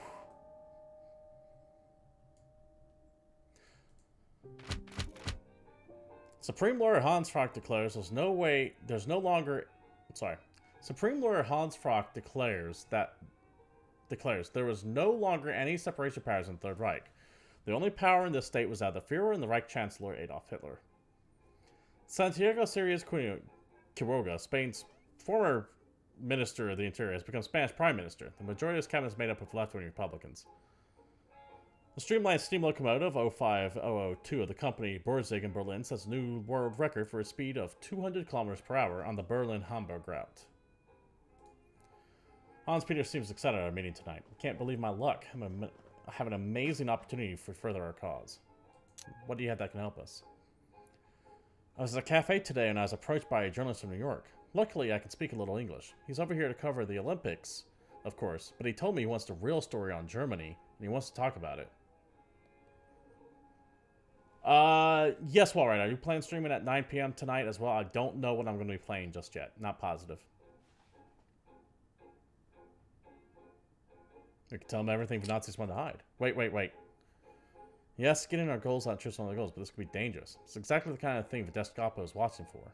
Oh, please, let me do this. Alright, do it. We can't pass this up, but Karen's right. This is dangerous. We must approach careful and secretive in our approach. We must be careful and secretive in our approach. Alright.